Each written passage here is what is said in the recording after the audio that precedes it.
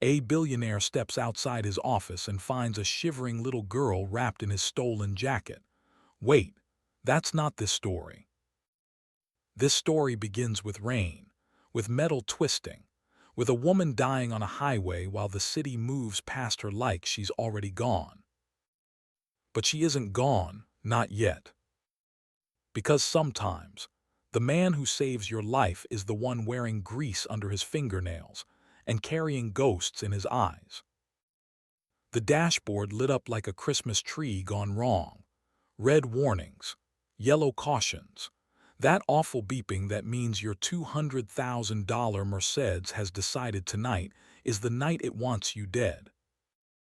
Victoria Sterling's hands gripped the leather steering wheel so hard her knuckles went white. The wheel wasn't responding. Not to her turns, not to her panic, not to her silent prayers to a God she hadn't believed in since her father's funeral 4 months ago. Interstate 85 stretched ahead through the rain, a river of taillights and spray. Atlanta at night, beautiful and deadly. She pressed the brake pedal. Nothing. She pressed harder. The pedal went to the floor like stepping on foam. Her heart hammered against her ribs. The speedometer needle climbed. 65, 70, 75. The car had its own ideas now. Victoria Sterling, 32 years old, CEO of Sterling Technologies, daughter of a murdered man, was about to die on a Wednesday in October because someone had cut her brake lines. She knew that now.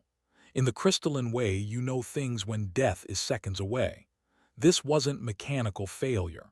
This was murder dressed up as an accident, just like her father, just like Robert Sterling, who died the exact same way 4 months ago while she was in London closing a defense contract. The guardrail rushed at her. She yanked the wheel. The Mercedes didn't care. It kept going straight even as she turned. Steering cable severed. Brake line cut. Professional job. The car hit the rail at 83 miles per hour. Metal screamed. Glass exploded. The world turned sideways, then upside down, then sideways again. Victoria's head cracked against something hard. Warm blood ran down her face. The seatbelt cut into her chest so tight she couldn't breathe. Then silence. The kind of silence that comes after violence, after the universe breaks something and steps back to see what happens next. Victoria hung upside down in the wreckage. Rain poured through the broken windshield. Her designer suit was soaked.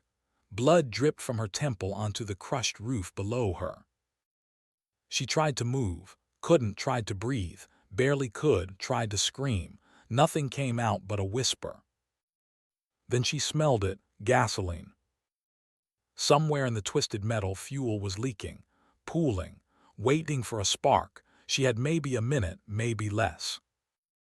Victoria Sterling closed her eyes, not from acceptance, from exhaustion, from the weight of carrying her father's company, his legacy, his murder, and now her own. Too heavy, too much, too tired. She thought about her father, about the last words they'd shared, about how she'd been too busy for his phone call that morning, about how she'd never told him she loved him because Sterlings don't do emotions. Sterlings do business. The rain kept falling. The gasoline kept leaking. The city kept moving past her broken car like she was already a statistic. But she wasn't, not yet. Because 200 yards back, brake lights flared in the darkness. A tow truck pulled onto the shoulder. A door opened. Heavy boots hit wet pavement. And a man who'd given up on saving people 3 years ago was about to save one more. Jamal Carter had been driving home, late shift at the garage. Again. He worked late most nights now, kept him from thinking about the empty house, about Maria's chair at the kitchen table, about how destiny asked questions he couldn't answer. Questions like, why did Mama have to die, and why can't we afford the surgery, and Daddy, why do you look so sad all the time? He was tired, bone tired. The kind of tired that sleep doesn't fix. He'd been tired since the day Maria's doctor said stage 4. Since the day he dropped out of MIT 6 credits shy of his engineering degree. Since the day he'd carried his wife's ashes to the ocean because she'd asked him to and he'd promised, and Jamal Carter keeps his promises even when it kills him. Destiny was in the passenger seat, 7 years old, curly hair like her mother, eyes like her mother, smile like her mother, heart condition not like her mother.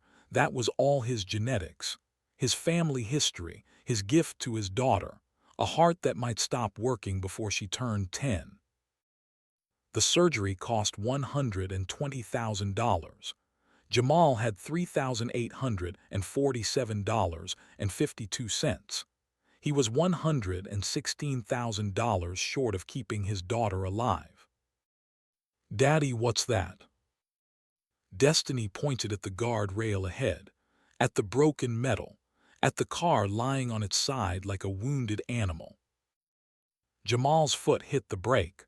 Old instincts, Navy SEAL instincts, the kind that make you run toward danger instead of away from it. "Baby girl, stay in the truck." "But Daddy."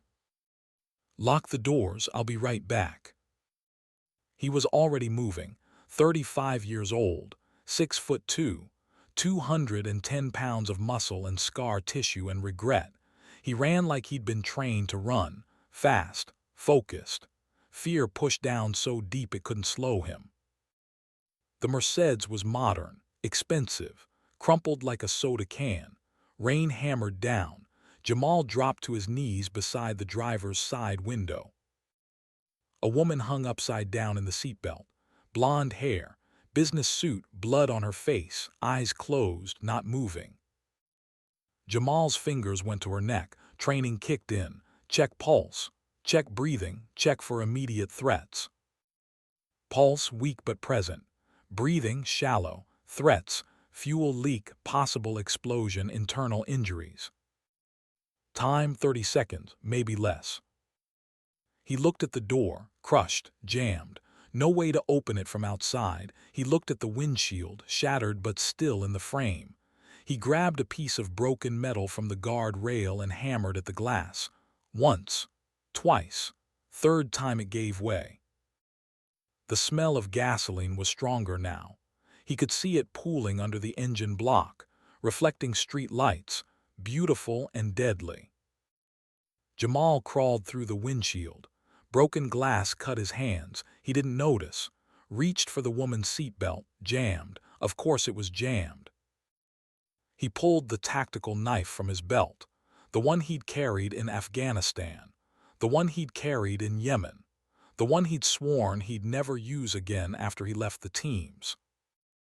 Cut the seatbelt, caught the woman as she fell, heavier than she looked, dead weight. He pulled her toward the windshield, glass scraped, metal groaned, the car shifted. That's when he smelled smoke. Not just gasoline anymore. Burning plastic, burning rubber, seconds now, not minutes, seconds. Jamal dragged the woman through the windshield. His back screamed. His shoulders burned, didn't matter. He pulled her across wet pavement, away from the car, 20 feet, 30, 40. Behind him, the Mercedes coughed, a sound like the world taking a breath before screaming. Jamal threw himself over the woman's body. The explosion was smaller than the movies. No fireball, no dramatic music, just a hard bang and a wave of heat and the smell of burning money. When Jamal looked up, the Mercedes was on fire, orange flames licking at black smoke, rain trying to put it out and failing. The woman beneath him wasn't breathing. More training, more muscle memory. Jamal rolled her onto her back, tilted her head, checked her airway, clear, checked her pulse, fading.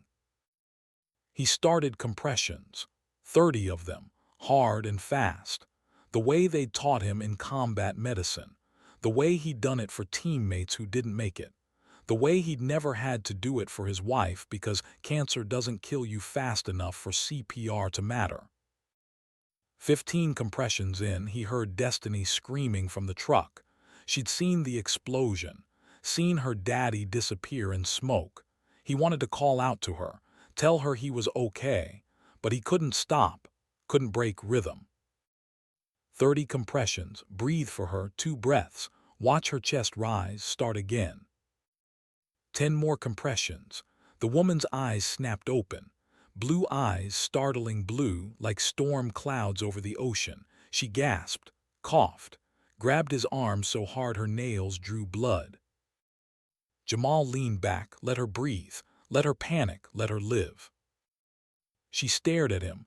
Rain poured down both their faces. Fire crackled behind them. Sirens wailed in the distance. "You're safe," Jamal said. His voice was rough. "Smoke damage, rain damage, 3 years of not talking about feelings damage. You're going to be okay." The woman tried to speak.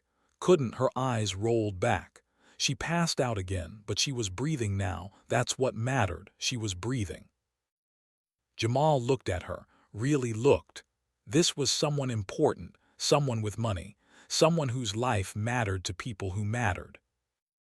Not like him, not like Destiny, not like the people who died because they couldn't afford the surgery or the treatment or the experimental drug that might have saved them. But he'd saved her anyway, because that's what you do, because some part of him that should have died with Maria refused to let go. Some stupid, stubborn part that still believed in doing the right thing even when the world didn't return the favor. The ambulance arrived. Paramedics took over. Jamal stepped back, let them work. A police officer approached him, asked questions, took his statement. Jamal answered on autopilot. His hands were shaking now, adrenaline wearing off, reality setting in. Destiny ran to him, wrapped her arms around his waist, her small body trembling. "Daddy, I was so scared." He picked her up. She was getting too big for this, 7 years old, almost 50 pounds. But tonight she felt light, felt like the only thing keeping him anchored to the earth. "I'm okay, baby girl, I'm okay. Is the lady okay?" They both watched as paramedics loaded the woman into the ambulance. Her eyes were closed. Blood soaked through the bandage on her head, but she was alive. That was something. "She will be," Jamal said, and meant it. The ambulance pulled away. Lights flashing. Siren wailing. Taking the woman to a hospital where doctors would save her with medicine that cost more than Jamal made in a year. Taking her back to a life of boardrooms and bank accounts and problems that money could actually solve. Jamal walked back to his truck. His clothes were soaked. His hands were cut. His back was screaming. But he'd saved someone tonight. Maybe that counted for something. Maybe that balanced the scale just a little bit for all the people he couldn't save. He didn't see the car watching from the far shoulder. Didn't see the man inside making a phone call. Didn't see the way the man's face went pale when he reported that Victoria Sterling was alive. Didn't know that saving her life tonight was about to change everything, for all of them. But he'd find out soon enough. 24 hours later, Jamal was under a Chevy Silverado when he heard Destiny's voice from the office. "Daddy, Daddy, look what I found." He rolled out from under the truck, grease on his hands, oil in his hair. Wednesday morning at Carter's Auto Repair. Business as usual, except nothing about the last day had been usual. The news was calling it a miracle. Local man saves CEO from fiery crash. They'd interviewed him that morning. He'd said 5 words and walked away. Didn't need the attention. Didn't want the questions. Just wanted to get back to work. Back to normal. Whatever normal meant anymore. Destiny stood in the doorway of his office. She was wearing something blue, something too big, something that dragged on the concrete floor and made her look even smaller than she was. A jacket, navy blue, professional, corporate logo on the breast pocket. Sterling Technologies. "Where did you get that?" Destiny's smile faltered. She knew that tone, the one that meant she'd done something wrong but didn't understand what yet. I found it in the truck. It was on the floor from last night from the lady. Jamal stood up, wiped his hands on a rag that wouldn't ever really be clean again, walked over to his daughter, knelt down to her level. The jacket swallowed her, arms too long, hem dragging, but she'd zipped it up and pulled the collar tight like it was armor. "Baby girl, that's not ours. We have to return it." "But Daddy," her voice got small, the way it did when she was about to cry but trying to be brave. "It's warm and it smells nice, like Mama's hospital." Jamal's chest tightened. 3 years since Maria died and Destiny still remembered, still missed her, still looked for her in smells and sounds and moments that shouldn't hurt this much but did. Destiny Marie Carter. He used her full name, gentle but firm. "This belongs to someone important, someone who needs it back. We don't keep things that aren't ours, understand?" She nodded, didn't move to take it off. "Destiny, can I just wear it today, please? Just today and then we'll give it back, I promise." She looked up at him with Maria's eyes, brown and bright and full of a hope he didn't want to crush. Not today. Not when she had a cardiology appointment this afternoon. Not when the doctor was going to tell them again that they needed the surgery soon. Real soon, before her heart decided it was done trying. "Fine," he said, "today, but tomorrow we return it." Destiny hugged him. The jacket crinkled against his chest. Expensive fabric, probably dry clean only, probably cost more than he made in a week. He let her wear it to school. Let her wear it to breakfast at the diner on the corner where they got pancakes, because it was Wednesday and Wednesday was pancake day.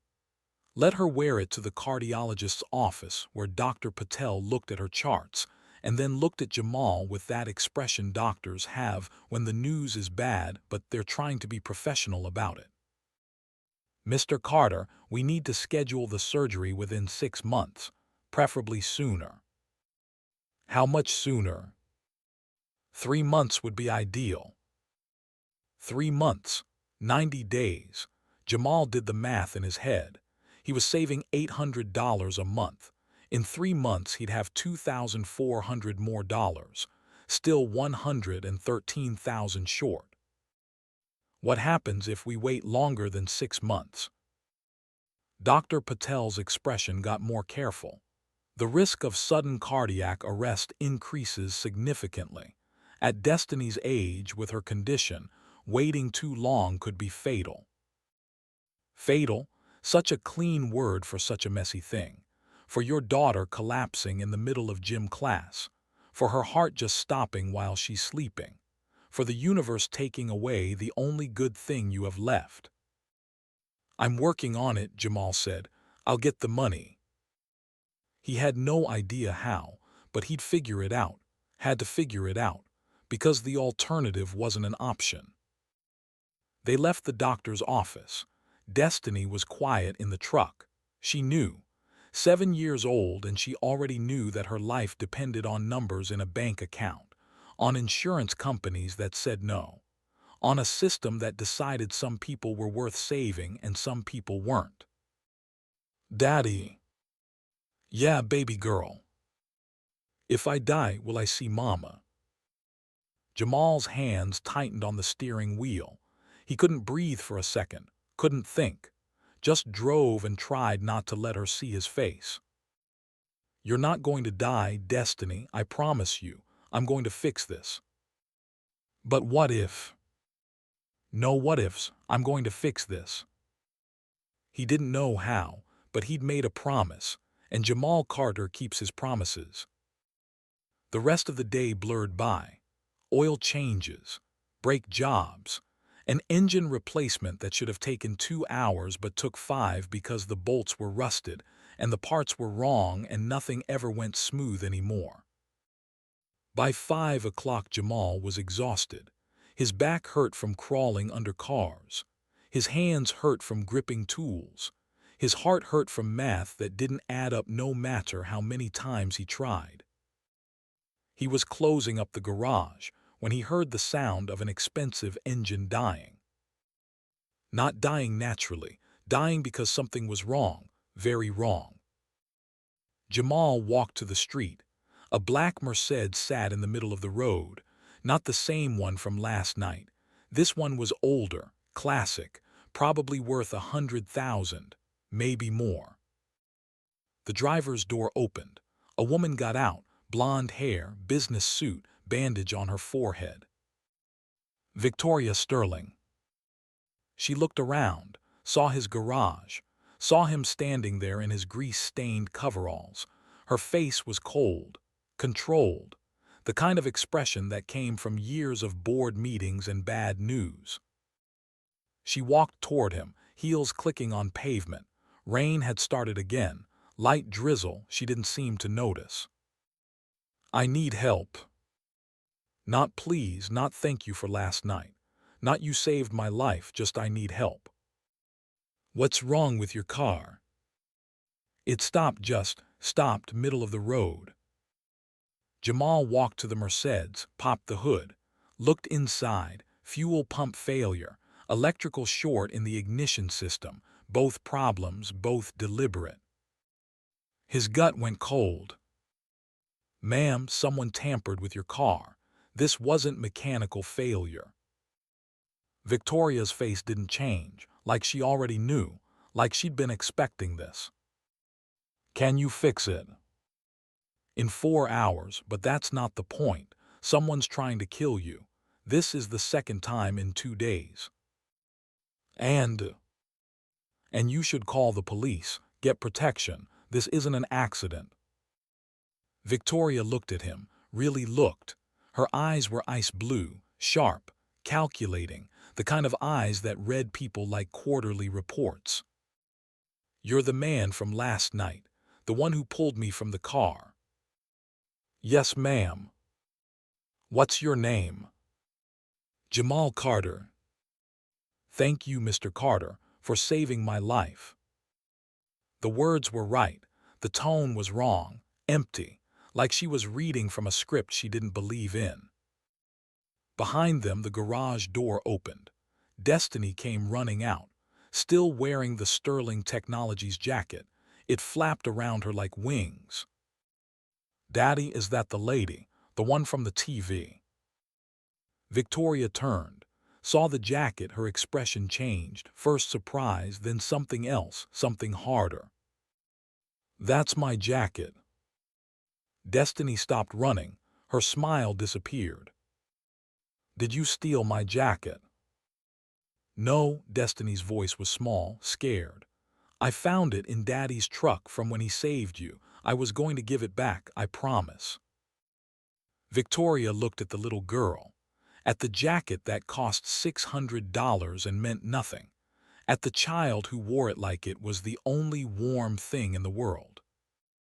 "You found it in his truck." "Yes, ma'am, I'm sorry, I didn't mean to steal." Victoria looked at Jamal. He saw judgment in her eyes, the kind rich people always had for people like him, people who couldn't afford jackets, people whose daughters wore stolen things because they didn't have better.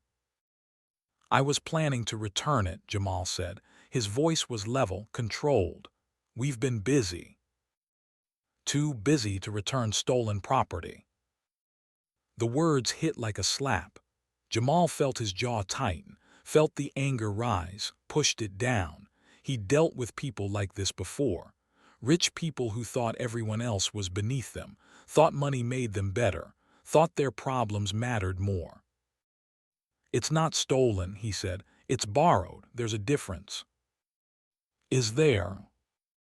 "Yes, ma'am, there is." They stared at each other. Rain fell. Destiny looked between them like watching a tennis match. Her small hands clutched the jacket tighter. Finally Victoria spoke. "Keep it." "What?" "The jacket, keep it, I have others."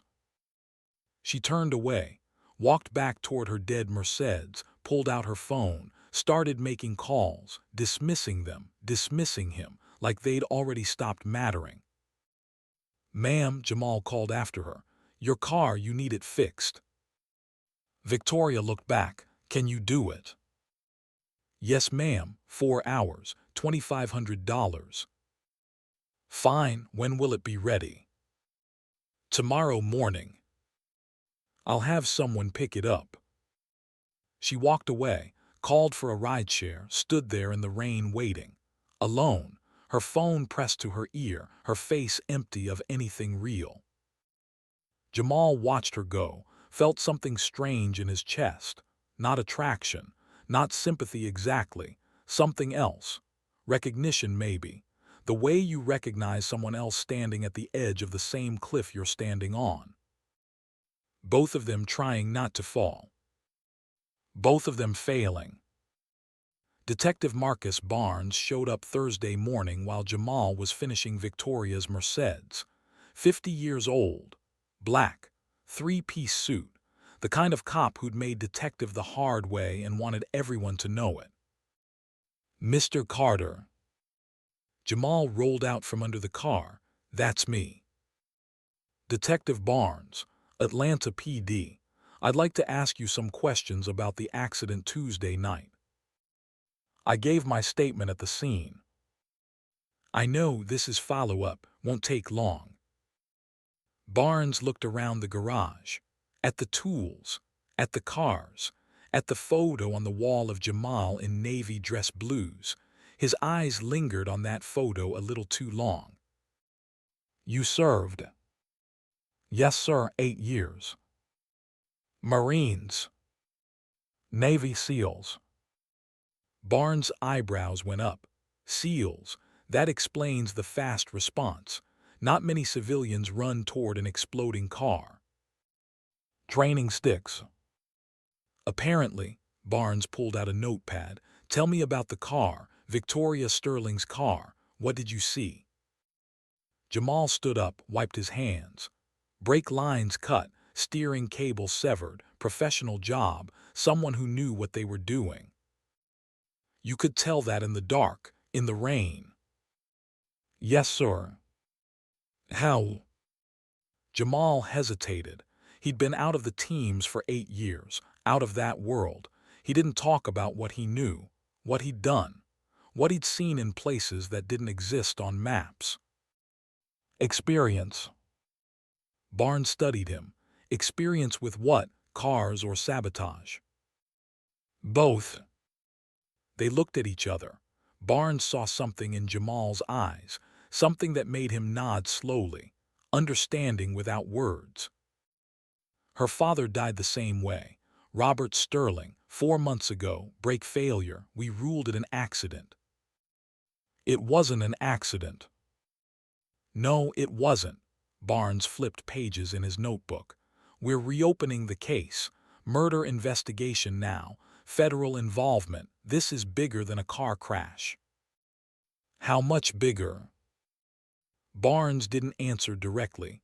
"Ms. Sterling runs a defense contractor, government contracts, classified projects, lots of money involved, lots of people who might want her dead." "You have suspects?" "We have theories. What I need from you is this. Did you see anyone else at the scene? Anyone watching? Any vehicles that didn't stop to help?" Jamal thought back. Rain, darkness, fire. He'd been focused on Victoria, on saving her, on getting Destiny away from danger, but there had been something, a feeling. That old sixth sense that kept you alive in combat zones. "There was a car," he said slowly. "On the far shoulder, headlights off. I didn't think about it at the time." "Make and model?" "Dark sedan. BMW maybe, couldn't see clearly." Barnes wrote that down. "Anyone inside?" "Couldn't tell." "Would you recognize it again?" "Maybe if I saw it." Barnes handed him a card. "You see anything suspicious, you call me, day or night. This woman's life is in danger, and now that you're involved, yours might be too." Jamal looked at the card, looked at Barnes. I'm not involved. I just helped at an accident scene. You saved the life of someone powerful people want dead. That makes you involved whether you like it or not. After Barnes left, Jamal stood in his garage and thought about that, about being involved, about how helping someone could pull you into their problems, their danger, their world. He looked at his daughter. Destiny sat at his desk doing homework, still wearing that jacket, still looking small and fragile and one bad diagnosis away from gone. He had enough problems, didn't need Victoria Sterling's too. But he'd made a choice Tuesday night, made it without thinking, without weighing consequences, just saw someone dying and decided to save them.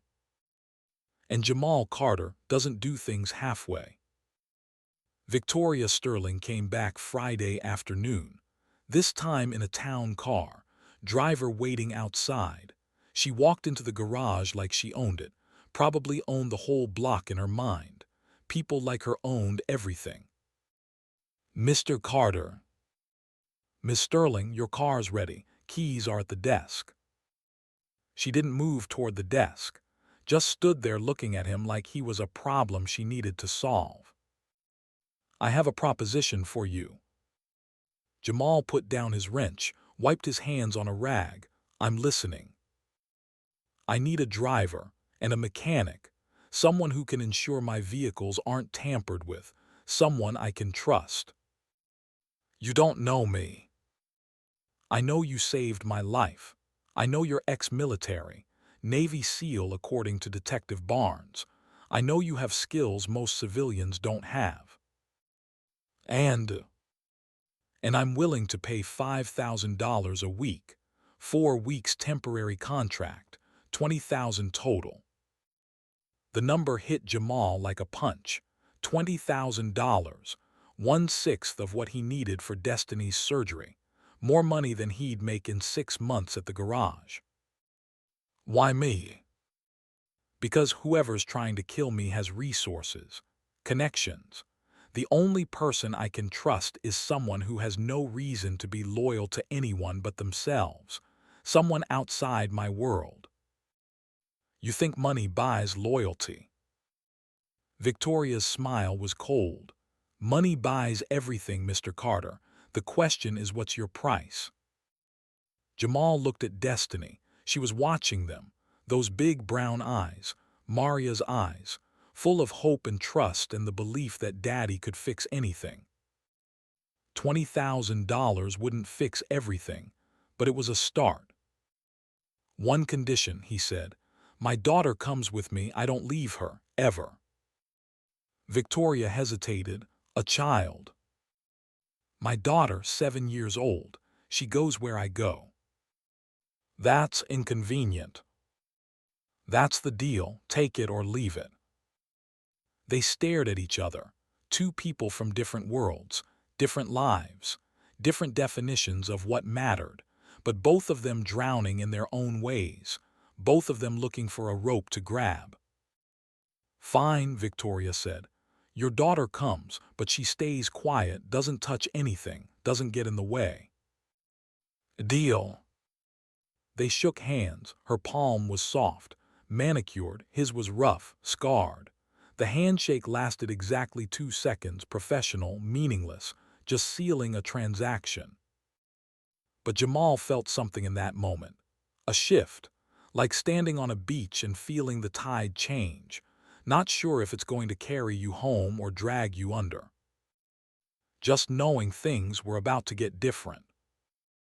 Destiny was excited, too excited, bouncing in her seat as Jamal drove her home that night, talking nonstop about Miss Victoria and the big office and how maybe she'd see a real CEO at work. Daddy, is she nice? She seemed not nice. She's just focused. Focused means not nice sometimes. That's what you say about Coach Martinez. Jamal smiled despite himself. Yeah, I guess it does. Are we gonna be rich now? No, baby girl, this is temporary, 4 weeks, then back to normal. But $20,000, that's a lot. Not enough. The smile fell off her face. She knew what he meant. Not enough for the surgery, not enough to save her, just enough to remind them how far they had to go. They pulled up to their apartment. Small, two-bedroom, East Atlanta. The kind of neighborhood where people worked hard and died young and hoped their kids would do better. Inside, Jamal made dinner. Spaghetti with sauce from a jar. Destiny's favorite. They ate at the small table in the kitchen. The same table where Maria used to sit, where her chair still stayed empty because moving it felt like admitting she was really gone.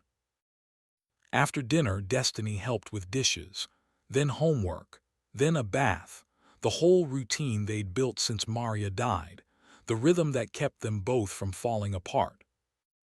At bedtime, Destiny looked up at him from her pillow. "Daddy, are you scared?" "Of what?"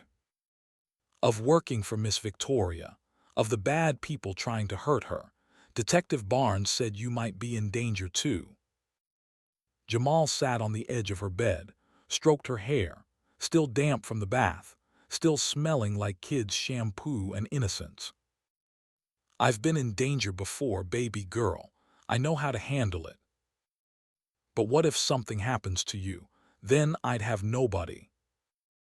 "Nothing's going to happen to me, I promise."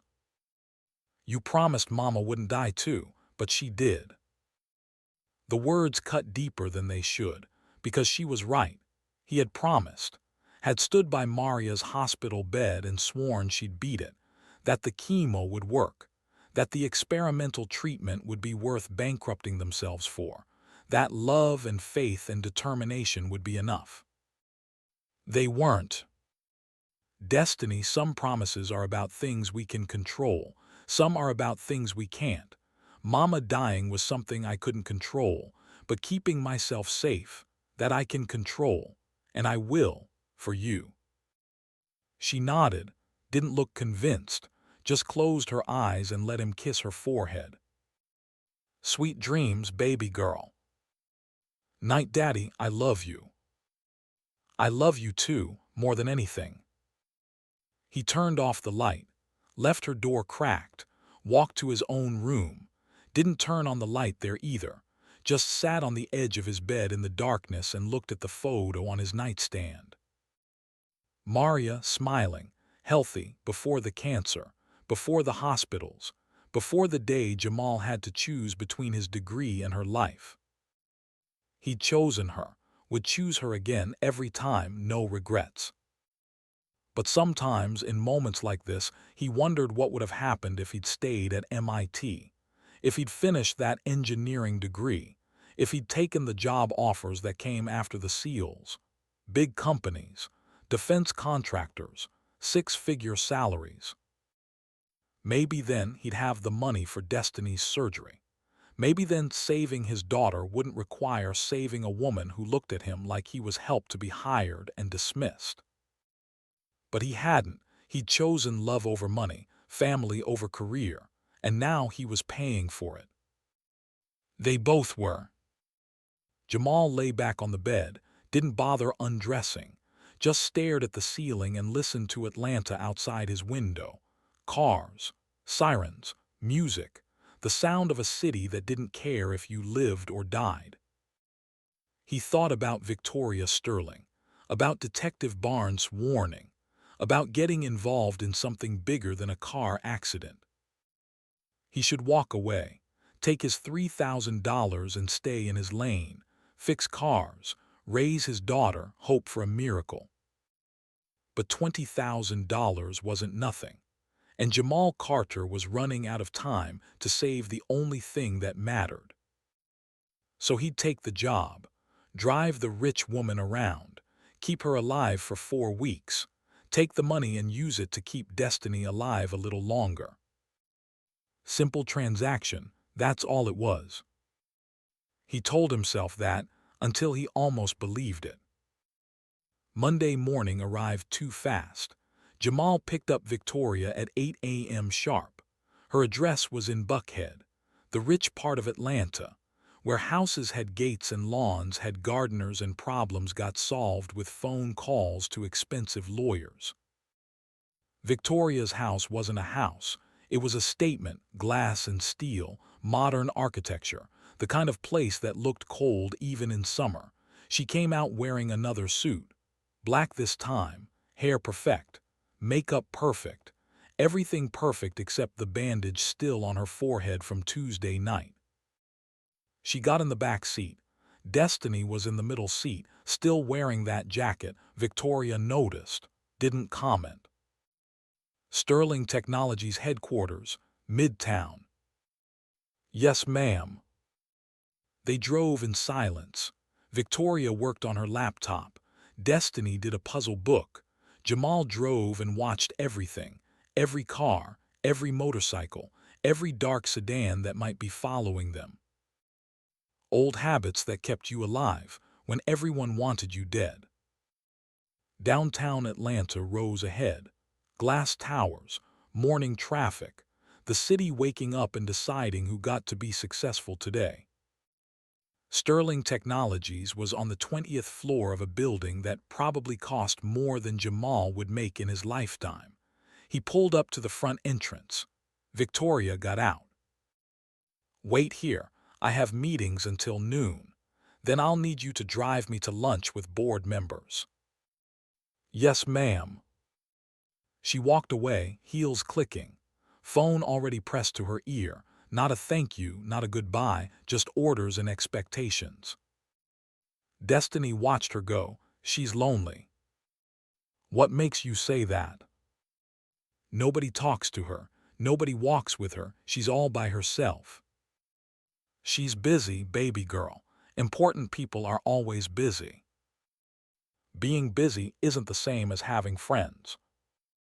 Jamal looked at his daughter, 7 years old and already wiser than he'd ever be. No, he said, I guess it's not. They waited in the car. Jamal read a book. Destiny did homework. Other drivers came and went. Expensive cars, expensive people. The kind who made in an hour what Jamal made in a month. At noon, Victoria came back with a man. Tall, white, late 50s, expensive suit, expensive watch, expensive everything. He looked at Victoria like he owned her, looked at Jamal like he was furniture. Victoria, darling, you hired a driver. Temporary security measure, Richard. Security from what? Someone's trying to kill me, or haven't you been reading the news? Richard laughed, cold, calculating. 2 accidents don't make a conspiracy, dear. You're being paranoid. Am I? They got in the back seat.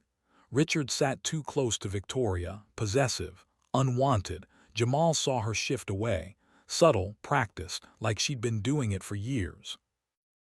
Where to, Miss Sterling?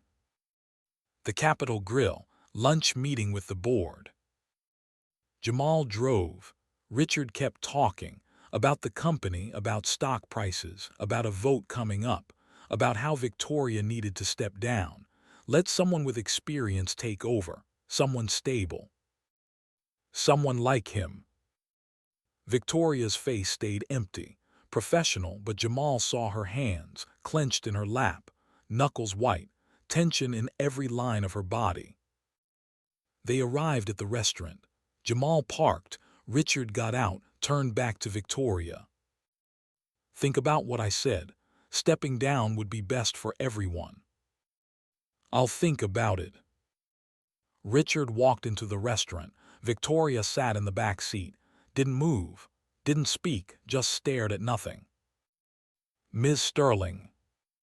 She looked up, met Jamal's eyes in the rearview mirror. For a second the mask slipped. He saw exhaustion, fear, loneliness so deep it had its own gravity. Then the mask came back. Wait here, this meeting will take 2 hours. She got out, walked into the restaurant, back straight, head high, playing the role, becoming the CEO everyone expected. Destiny leaned forward. Daddy, who was that man? I don't know, baby. He was mean. The way he talked to her, that was mean. Yeah, it was. Are we going to help her? Jamal looked at his daughter, at her serious face, at the way she wore that jacket like armor, at the heart inside her chest that might stop any day. That's not our job, Destiny. We're just drivers. But you helped her before, when her car crashed. You didn't have to, but you did. That was different. Why? Because that was saving a life. This was getting involved in things that weren't his business, with people who had resources and problems and dangers he couldn't control. But he didn't say that, just ruffled her hair and said, "Let's get some lunch, baby girl. We've got 2 hours." They walked to a diner down the block. Cheap, good, the kind of place where workers ate, not executives, not board members, just people trying to make it through another day. Jamal's phone buzzed while they were eating.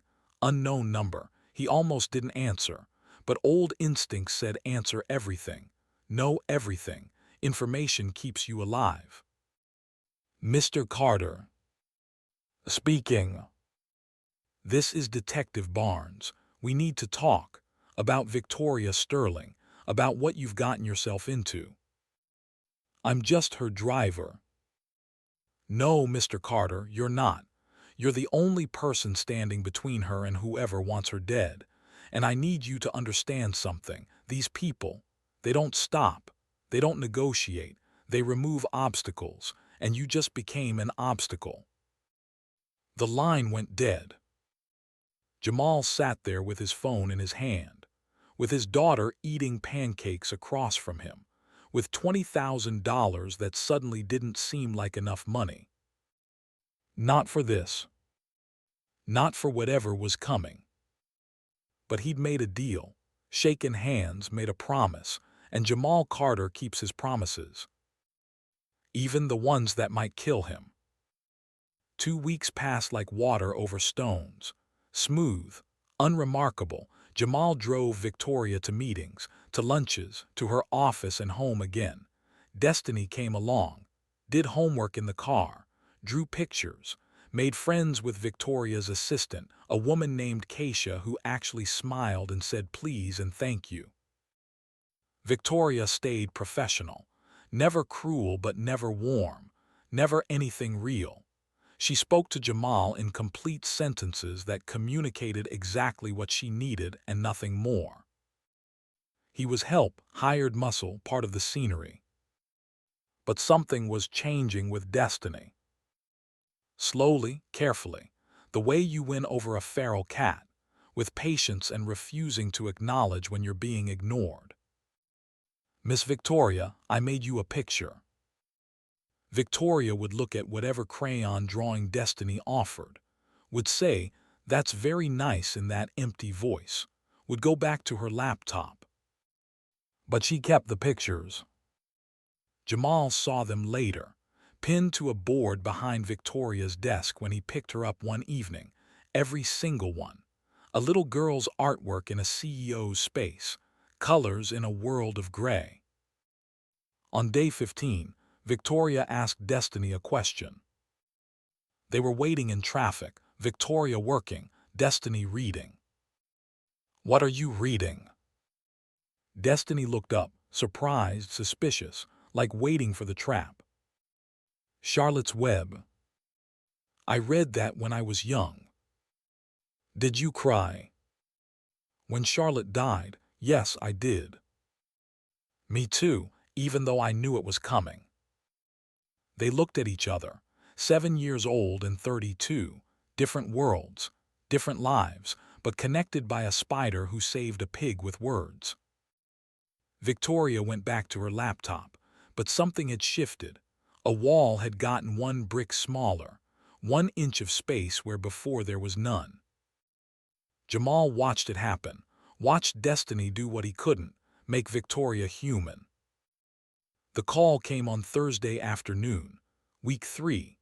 Jamal was parked outside Victoria's office building when his phone rang. Detective Barnes. "Mr. Carter, where are you?" Outside Sterling Technologies. Why? Get Miss Sterling and get out of that building, now. What's happening? Someone filed a break-in report at Sterling headquarters. Security guards were found unconscious 20 minutes ago. We're sending units, but you need to move her now. Jamal was already out of the car. Destiny, lock the doors. Don't open for anyone but me. He ran. Security tried to stop him. He flashed the badge Victoria had given him. Access all areas. They let him through. 20th floor, Victoria's office. He burst through the door without knocking. She looked up, startled, annoyed. Mr. Carter, what? We need to leave. Now, building's been compromised. What are you talking about? Armed men, unconscious guards. Police are on their way, but we're leaving before they get here. Victoria's face changed. Fear flashed across it, real, raw, human. My father's files, the evidence, I need to. No time. There's always time, help me. She ran to the wall, started pulling on a bookshelf. Jamal joined her. Behind it, a wall safe, hidden, professional. How did you know this was here? I didn't, just figured people with secrets hide them.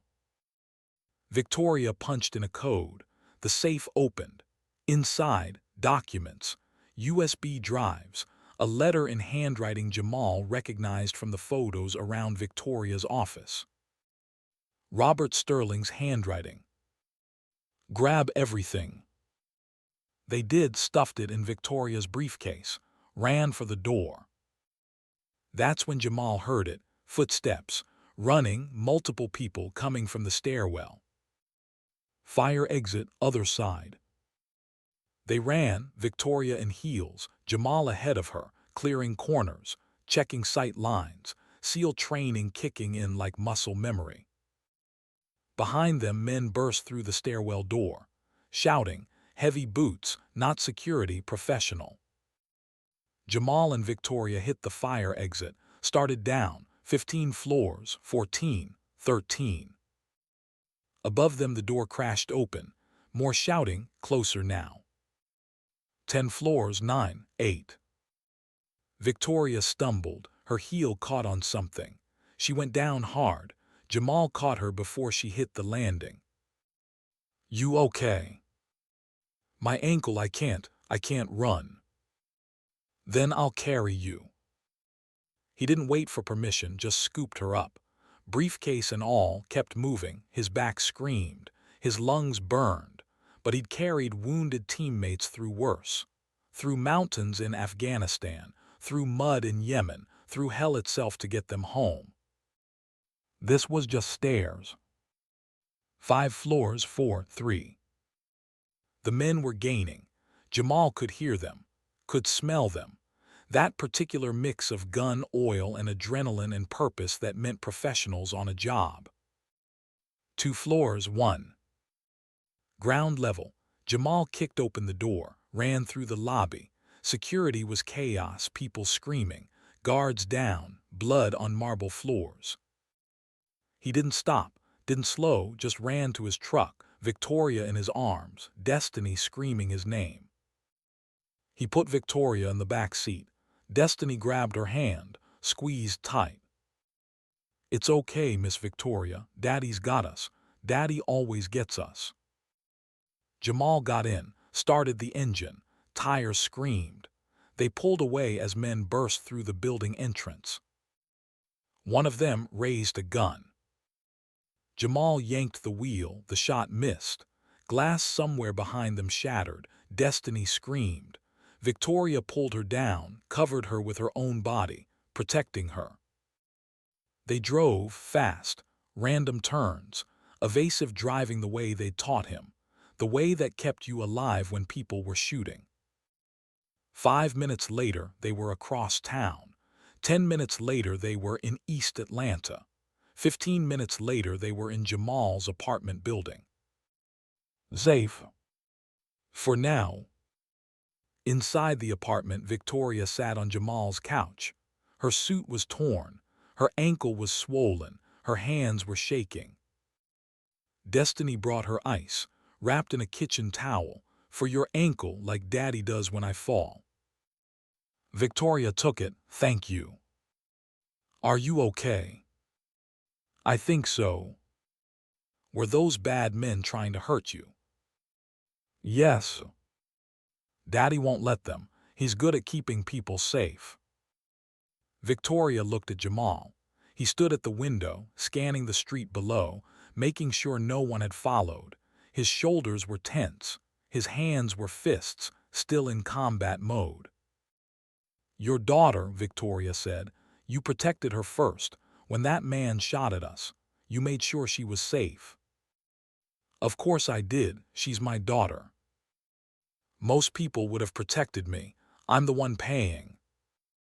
Jamal turned from the window, looked at her, really looked. Miss Sterling, money doesn't make your life worth more than hers.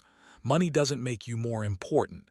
It just makes you able to pay someone to pretend you are.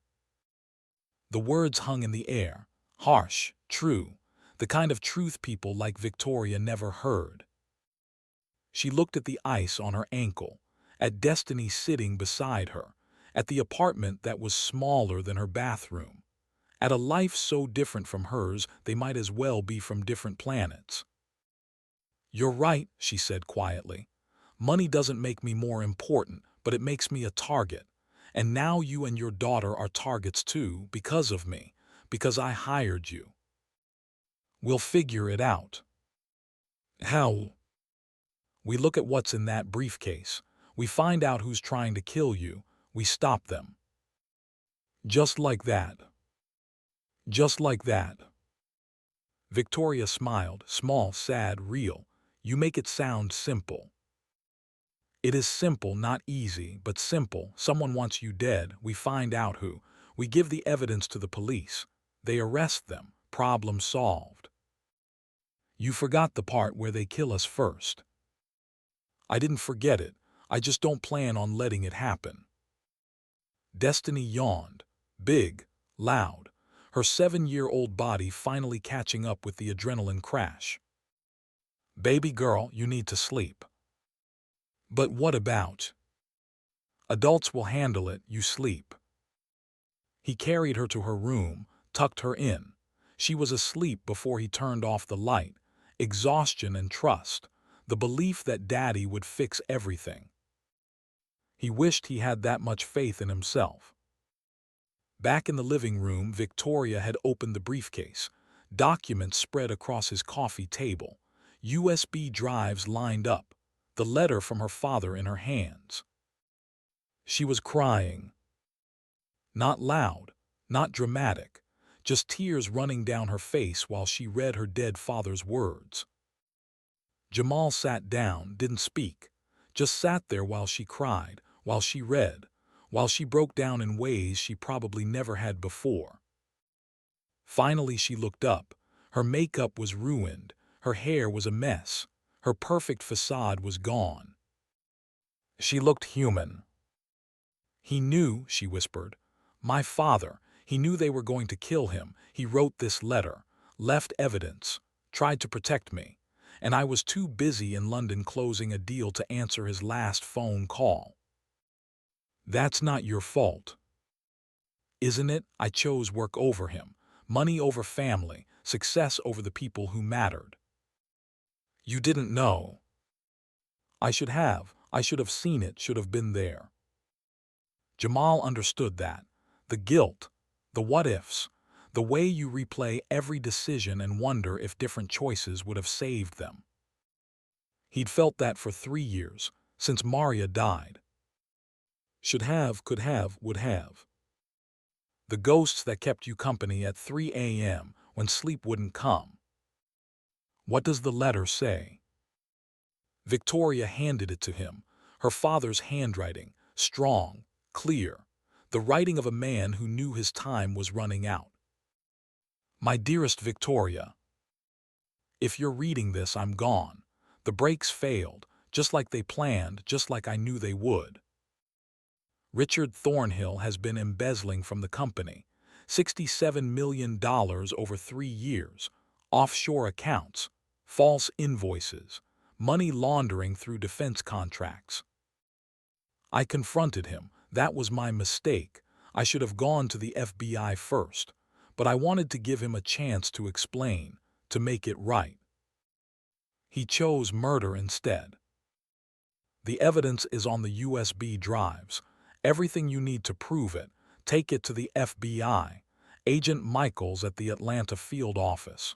She's clean. She can be trusted. But Victoria, please listen. This isn't just about money.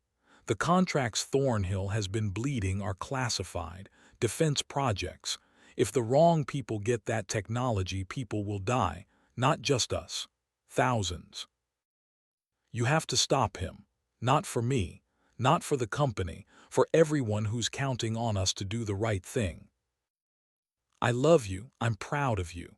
You're stronger than you know, braver than you believe, and I'm sorry I didn't tell you that more often.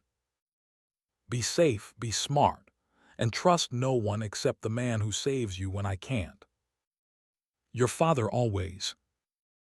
Robert Sterling. Jamal read it twice, felt the weight of it.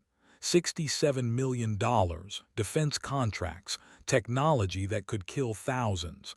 This wasn't just corporate crime. This was national security.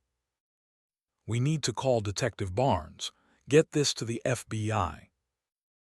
Victoria nodded, wiped her eyes. The mask was coming back, piece by piece. The CEO replacing the daughter. Tonight we stay here. Make a plan. Figure out how to do this without getting killed. You can take my bed. I'll sleep on the couch. Mr. Carter. Jamal, if we're going to save each other's lives, you should use my first name. Jamal, she tested it, like learning a new language. Thank you for today, for carrying me, for protecting Destiny and me. That's the job. No, the job is driving. This is. She looked around his apartment, at his life, at the photos of Maria, at Destiny's drawings on the refrigerator, at everything she didn't have. This is something else.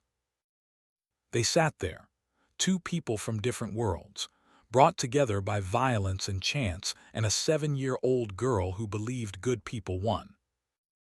Outside, Atlanta hummed. Inside, evidence of murder and theft and conspiracy sat on a coffee table that cost $30 at Walmart. And tomorrow, they'd take that evidence and try to bring down people powerful enough to kill and get away with it. But tonight, for just a few hours, they were safe. All three of them, together, a family that wasn't a family yet. But maybe could be, if they survived long enough. They say the truth sets you free, but sometimes the truth just gets you killed. Sometimes knowing too much makes you a target, makes everyone around you a target. Jamal Carter was about to learn that lesson the hard way. But first, he had to survive the night. Jamal didn't sleep, couldn't. He stayed near the window, eyes on the street below, looking for cars that didn't belong, for faces that appeared twice, for the thousand small details that meant danger was coming. Old training never really leaves, even when you try to forget. Victoria had finally crashed around 3 a.m., exhausted from adrenaline and fear and reading her father's last words over and over like they might change. Like this time they'd say something different, something that didn't end with him dead. She'd taken his bed like he'd insisted. Destiny was in her own room, sleeping the way only children can, deep, trusting, believing that Daddy would keep the monsters away. Jamal hoped he could. Hoped 8 years away from the teams hadn't dulled him too much. Hoped he still had what it took to protect them. His phone buzzed. 4 a.m. Detective Barnes. Mr. Carter, you alive? So far. Good, stay that way. I heard about the break-in at Sterling headquarters. 3 security guards in the hospital, professional hit team. These people aren't playing. I noticed. Where are you now? Jamal hesitated. Trust was a luxury, and right now he couldn't afford luxuries. Somewhere safe. Mr. Carter, I need to know where Victoria Sterling is, for her protection. She's protected. By you, one ex-SEAL against a professional kill team. Those are bad odds. I've had worse. Barnes was quiet for a moment. When he spoke again, his voice was different, careful, like walking on ice. The FBI wants to talk to her, about her father's case, about the evidence. Agent Michaels from the Atlanta field office. Your father mentioned her in his letter, didn't he? How do you know about the letter? Another pause, longer this time. Because I'm trying to help you, Mr. Carter, but I can't help if you don't trust me. Jamal looked at Victoria's briefcase on his coffee table, at the USB drives inside, at evidence that could bring down powerful people, people who killed. I'll think about it. Don't think too long. These people have resources, money, connections. They'll find you eventually. Then I better make sure eventually takes a while. Jamal hung up, stared at his phone. Something about that conversation felt wrong, like Barnes was reading from a script, like someone was listening. Or maybe Jamal was just paranoid. 3 years of civilian life and he was seeing threats everywhere. That's what war did to you. Made you suspicious of everyone. Made you sleep with your back to the wall and your hand near a weapon. Made you the kind of person who couldn't trust a cop trying to help. Behind him, floorboards creaked. Victoria stood in the doorway of his bedroom. She'd borrowed one of his old Navy t-shirts to sleep in. It hung on her like a dress. Her hair was down. No makeup. No armor. Just a woman who looked small and lost and human. You didn't sleep, she said. Someone has to keep watch. For how long? You can't stay awake forever. Long enough. She walked to the window, stood beside him, looking out at the same street, the same darkness, the same city that didn't care if they lived or died. Tell me about yourself, Jamal Carter, the real you, not the mechanic, not the driver, the man who knew exactly how to get us out of that building, the man who fights like he's done it 1,000 times before. Jamal didn't answer right away.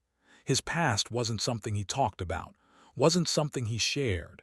It belonged to a different person, a different life, before Maria, before destiny, before he'd learned that being a hero didn't pay the bills or save the people you loved. There's nothing to tell. Liar. The word hung between them, direct, honest, the kind of honesty he'd used on her yesterday, about money not making her more important, about pretending. Fair was fair. I was Navy, he said finally. SEALs Team 6 did 8 years. Afghanistan, Yemen, Syria, places that don't officially exist, doing things that never officially happened. Victoria watched him, listening, not interrupting. Got recruited to MIT after my second tour. Special program, engineering degree.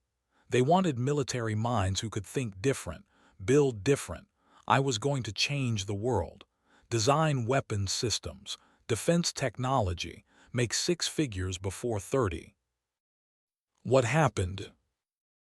Maria happened. Met her my junior year, fell in love, got married, had destiny. Then Maria got diagnosed. Stage 4 breast cancer. Experimental treatment not covered by insurance. $400,000. So you dropped out. 6 credits shy of graduating. Took every job I could find. Worked 80 hours a week. Sold everything. Borrowed from everyone. Got her 2 more years. 2 years of watching her die slowly while I couldn't do anything but hold her hand and lie about how everything would be okay. His voice cracked. He hadn't talked about this. Not to anyone, not even to his mother, especially not to his mother who'd warned him about dropping out, about throwing away his future, about how Maria would want him to finish. But Maria had been dying, and he'd been 24 years old, and stupid enough to believe love conquered all. The medical debt, Victoria said quietly. You saw the bills. Hard to miss, they're stacked on your kitchen counter. Jamal laughed, bitter, tired. Yeah, they are, can't afford to pay them, can't afford to ignore them, so they just sit there, reminding me every morning that I failed, that I gave up everything and it wasn't enough. You didn't fail, you loved her, you fought for her, that's not failure. Tell that to the creditors. Tell that to Destiny when I can't afford her surgery and she dies because I made the wrong choice 7 years ago. Victoria touched his arm, light, careful. The first time she'd touched him on purpose. The first time she'd reached out instead of pulling away. You made the right choice, Jamal. You chose love over money, family over career. That's not wrong. That's the only thing that matters. Easy to say when you've never had to choose. You think I haven't. You think I didn't choose work over my father every single day, conference calls during his birthday, business trips during holidays, too busy building an empire to see he was dying, not from cancer, from murder. And I was in London closing a defense contract when he died because money mattered more than being there. Her voice broke too. They stood there, two people carrying guilt that didn't have names, carrying regret that didn't have solutions. We're a mess, Jamal said. We really are. But we're alive. For now. For now is enough. They watched the sun rise together, pink and gold over Atlanta, beautiful and indifferent, the city waking up to another day of people trying not to drown. Behind them, Destiny's door opened. Small footsteps padded across the floor. She appeared between them, still in her pajamas, hair a mess, eyes sleepy. Why are you both up? Couldn't sleep, baby girl. Destiny looked at Victoria, at Jamal, at the way they stood close but not touching, at the sadness that hung around them like fog. Did somebody else die? No, sweetheart, nobody died. Then why do you look so sad? Victoria knelt down, eye level with Destiny. First time she'd done that. First time she'd met a child on their terms instead of looking down. Sometimes grown-ups get sad about things that happened a long time ago, about people they miss, about choices they wish they could change. Like my mama. Yes, like your mama. Destiny thought about that, her small face serious. Then she did something unexpected. She hugged Victoria, just wrapped her arms around her and squeezed. Victoria froze, uncertain, like she'd forgotten how physical affection worked. But slowly, carefully, her arms came up, held the little girl, not tight, not desperate, just held her. It's okay to be sad, Destiny whispered. Daddy says being sad means you loved someone, and loving someone is always good, even when it hurts. Victoria's eyes filled with tears. She looked at Jamal over Destiny's shoulder. He saw something break in her, some wall she'd built, some armor she'd worn so long she'd forgotten what it felt like without it. Thank you, Victoria whispered back. That's very wise. Destiny pulled back, smiled. Daddy says I'm wise beyond my years. That means smart for being little. Yes, it does. They stood there, three people connected by violence and chance and grief, finding something unexpected in the darkness. Family, or the beginning of one. Morning arrived properly around 7. Jamal made breakfast, eggs, toast, the cheap kind of everything, but it tasted good because they were hungry and alive and together. Victoria sat at his small kitchen table, the same table where Maria used to sit, where her chair still stayed empty. She looked out of place. Designer clothes in a discount world, but she didn't complain, didn't comment, just ate like she was actually hungry instead of forcing herself to maintain appearances. "What's the plan?" she asked. "We called Detective Barnes, set up a meeting with the FBI. Agent Michaels, like your father said, hand over the evidence, let them handle it. And if they can't protect us, then we protect ourselves." For how long? Jamal didn't have an answer for that. Protection wasn't a temporary thing. Once you were a target, you stayed a target until the threat was eliminated. He'd learned that in Afghanistan, in Yemen, in every war zone where enemies had long memories and longer reach. As long as it takes. Victoria nodded, accepted that. She was learning, adapting, becoming someone who could handle uncertainty instead of demanding guarantees. "I need to make some calls," she said. "To the board, to our lawyers. People need to know what's happening."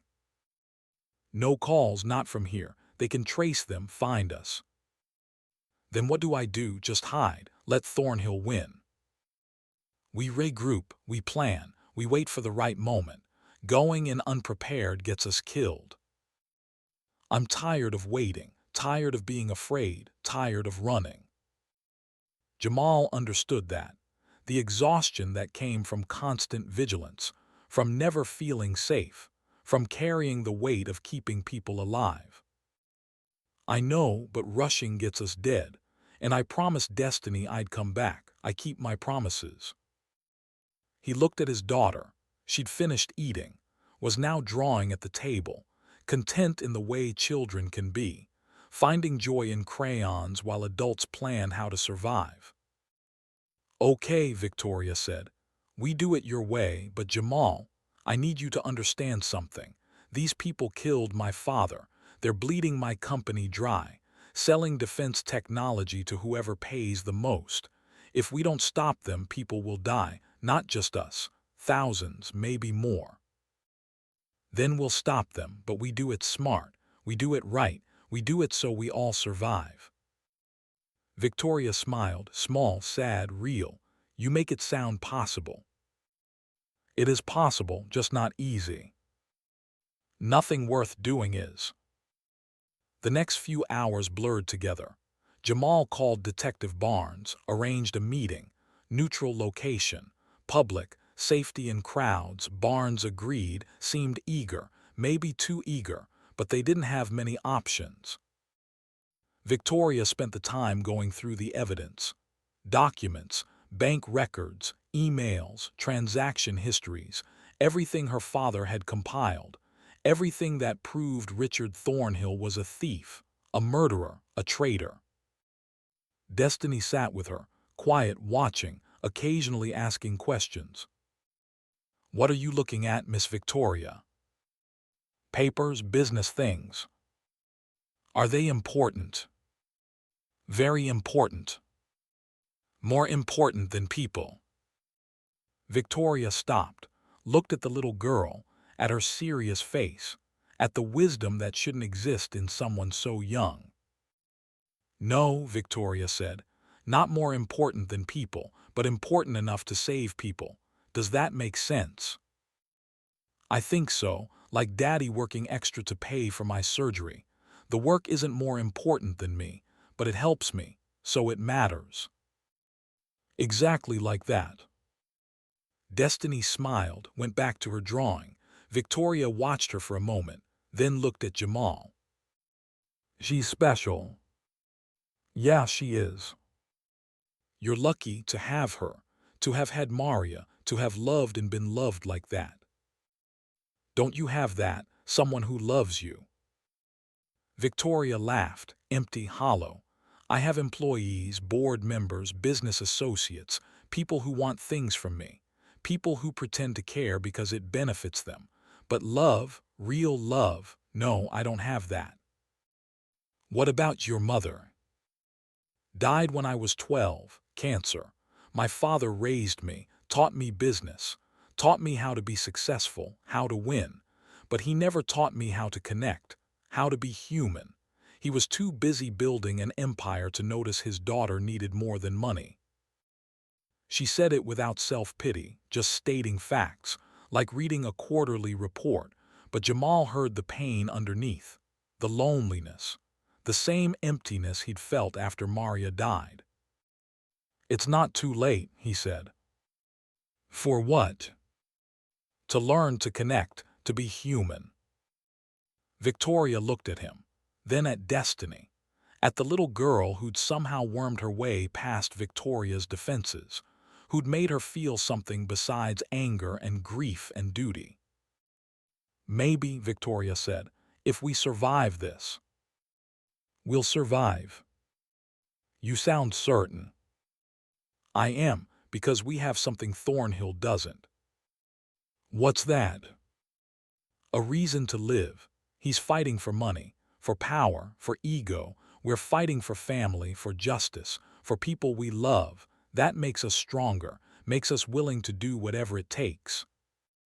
Victoria thought about that. "You really believe that?" "I know it, I've seen it, in war, in combat. The soldiers who survive aren't the ones with the best gear or the most training. They're the ones with something to get home to, something worth fighting for. We have that. Thornhill doesn't." "I hope you're right." "I am." He said it with such conviction that Victoria almost believed him. Almost. The meeting was set for 2 p.m. A coffee shop in Midtown, public, cameras, witnesses. Harder for someone to make a move, harder but not impossible. Jamal drove, checking mirrors, watching for tails. Victoria sat beside him in the front seat. Destiny was in the back, doing homework, oblivious to the tension. They arrived early, scoped the location. Barnes was already there, sitting in a corner booth. Alone, he waved them over. "Ms. Sterling, Mr. Carter, thank you for coming." They sat. Jamal positioned himself so he could see both entrances. Old habits, good habits, habits that kept you alive. "You have the evidence?" Barnes asked. Victoria pulled out a USB drive. "Everything. Bank records, emails, proof of embezzlement, proof of murder. Everything you need to arrest Richard Thornhill." Barnes took it, looked at it, didn't plug it in, didn't verify, just pocketed it. "And you're certain this implicates Thornhill, not someone else?" "It's his accounts, his signatures, his orders. Who else would it be?" Barnes didn't answer, just looked uncomfortable, nervous, like a man caught between two bad choices. That's when Jamal knew. "You're not going to help us, are you?" Barnes met his eyes, guilt there, shame, but also resignation. "I can't, I'm sorry, but I can't." "Why not?" "Because Thornhill has people everywhere, judges, prosecutors, police chiefs. The moment I take this evidence to my superiors, it disappears. The moment I try to arrest him, I get pulled off the case, reassigned, retired early, and you end up dead in a car accident, just like Robert Sterling." "So you're just giving up?" Victoria's voice was ice, rage barely controlled. "I'm being realistic. One detective can't fight an entire system, not when that system is owned by the man you're trying to take down." "Then what do we do?" Jamal asked. Barnes leaned forward, lowered his voice. "You go around the system, you make it public, you force their hand, media, social media, live stream, make it so big they can't cover it up, so loud they can't silence you." "That's not justice, that's mob rule." "Maybe, but it's all you've got, because the legal system, it's bought and paid for, at least on this one." He stood up, put money on the table for his coffee. "I'm sorry, I really am, but I have a wife, kids, a pension. I can't throw that away, not even for you." He walked out, left them sitting there with a USB drive full of evidence and no one to give it to. Victoria looked at Jamal. What now? Now we do what he said. We go loud, we make this public, we live stream everything. We force Thornhill to face us in front of the world. That's insane. You have a better idea. Victoria didn't, just sat there processing, recalculating, trying to find another option that didn't exist. Okay, she said finally. We do it, but we need help, technical help. Someone who can set up the stream, make sure it can't be shut down, make sure the world actually sees it. Jamal thought about that, about who he knew, who he trusted, who had the skills and the loyalty to help with something this dangerous. There was one person. I know someone, he said. An old teammate, Marcus, lives off the grid, runs a security business. If anyone can help us, he can. Can we trust him? With my life, I have, multiple times. Then let's go see Marcus. Marcus lived in a warehouse in southwest Atlanta, the kind of place that looked abandoned from the outside but was probably worth more than Jamal's entire garage. Security cameras, reinforced doors, the fortress of a man who'd made enemies and survived. They pulled up. Jamal got out, approached the door, knocked 3 times, paused, knocked twice. Old signal, team recognition. The door opened. Marcus stood there, 6'4", 240 pounds, black, bald, built like someone who could break you in half and wouldn't lose sleep over it. Then he smiled. J-Dog, it's been a minute. Too long, brother. They hugged hard, the way soldiers do, the way men who have carried each other's wounded do. Who's your friend? Marcus asked, looking at Victoria. Victoria Sterling. She needs help, we need help. Marcus's expression changed. Recognition. The CEO, the one on the news, someone trying to kill you. Yes. And you brought that to my door. Because I need you, because this is bigger than me, bigger than her, and because I know you won't turn us away. Marcus looked at them, at Jamal, at Victoria, at Destiny sitting in the truck. That your daughter? Yeah, Destiny.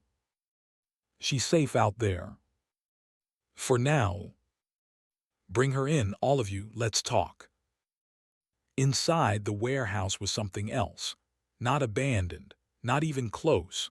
Living quarters in one corner, workshop in another, arsenal in a third.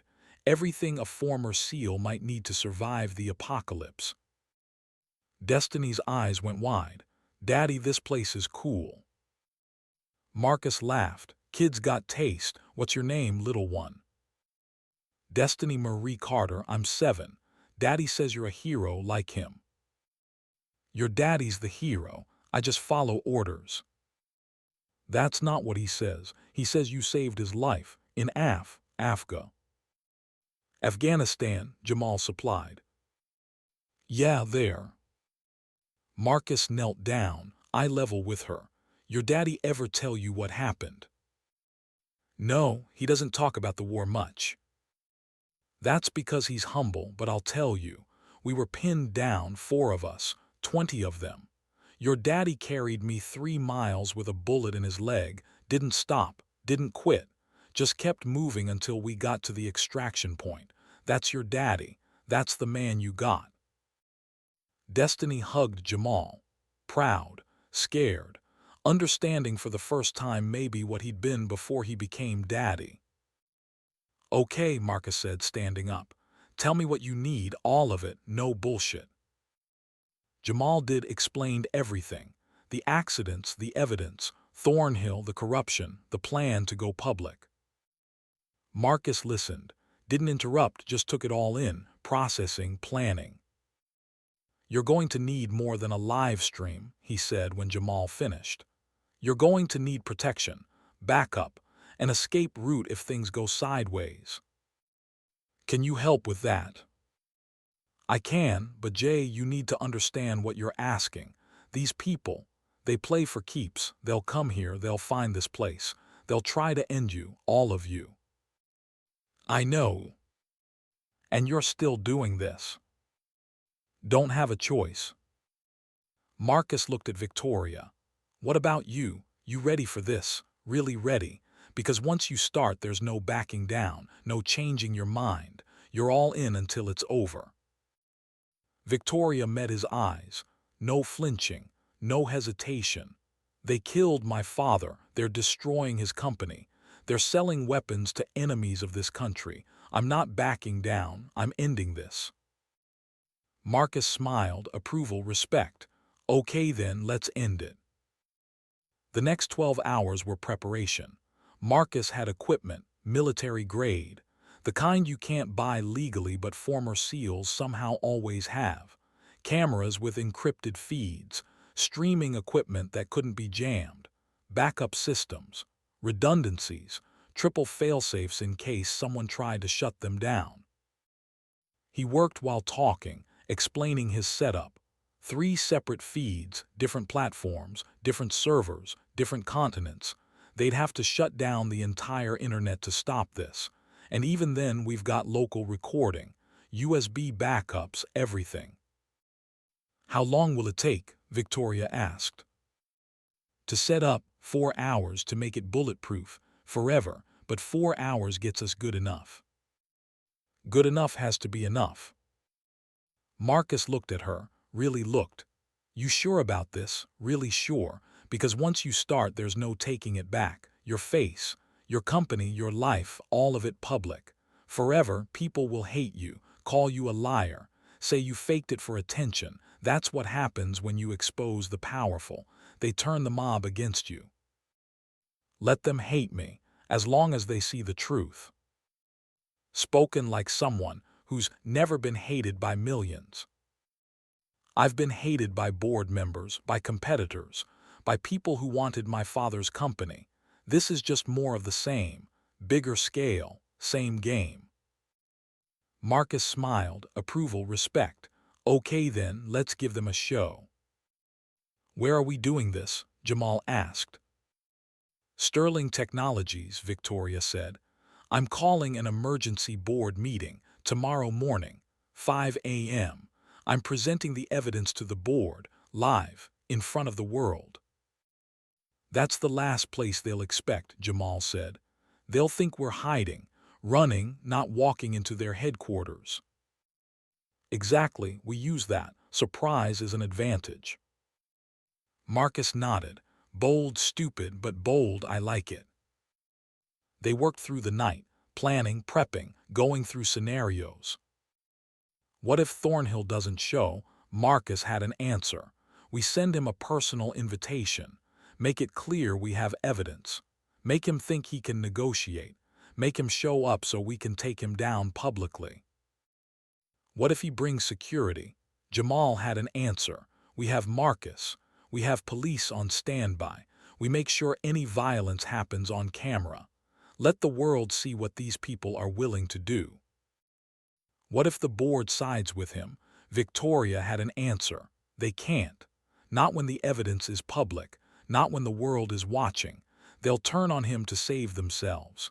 Self-preservation beats loyalty every time. What if the stream gets shut down? Marcus had an answer. It won't, but if it does, we've got backups. Local news will be there. We've already tipped them off. This gets out one way or another. By midnight they had a plan, not perfect, full of holes, but workable, maybe. Marcus pulled up a floor plan of Sterling Technologies, 20th floor, board room, entry points here and here, security stations here, elevators here, fire exits here and here. If things go sideways, this is your exit route. He traced a path with his finger. Down the east stairs, out the service entrance, extraction vehicle here. You're thinking like this is a military operation, Victoria said. It is a military operation. You're assaulting an entrenched position held by an enemy with resources and will to fight. The only difference is you're using truth instead of bullets. Still war, still dangerous, still requires planning. Jamal studied the floor plan, his mind already running scenarios, sight lines, cover positions, choke points, all the calculations that kept you alive in hostile territory. "We need someone inside," he said. "Someone who can warn us if Thornhill brings security, someone who's loyal to Victoria." "Keisha," Victoria said. "My assistant, she's been with me 5 years. She knew my father, she's clean." "Can you trust her with this?" "With my life. She's already suspected something was wrong, already asked questions, she'll help." Victoria pulled out her phone, made a call, brief, cryptic. When she hung up, she nodded. "Keisha's in. She'll make sure the boardroom is set up how we need it. She'll be our eyes inside." By 1 a.m., they had contingencies for the contingencies, backup plans for the backup plans, every scenario mapped, every risk assessed. Victoria was at Marcus's computer, typing, drafting the message she'd send to the board, the announcement that would force them to show up. Subject: Emergency Board Meeting, Evidence of Criminal Conspiracy. To all board members. This is Victoria Sterling. I am calling an emergency board meeting for 5 a.m. tomorrow morning. Attendance is mandatory. Non-attendance will result in immediate termination and referral to law enforcement.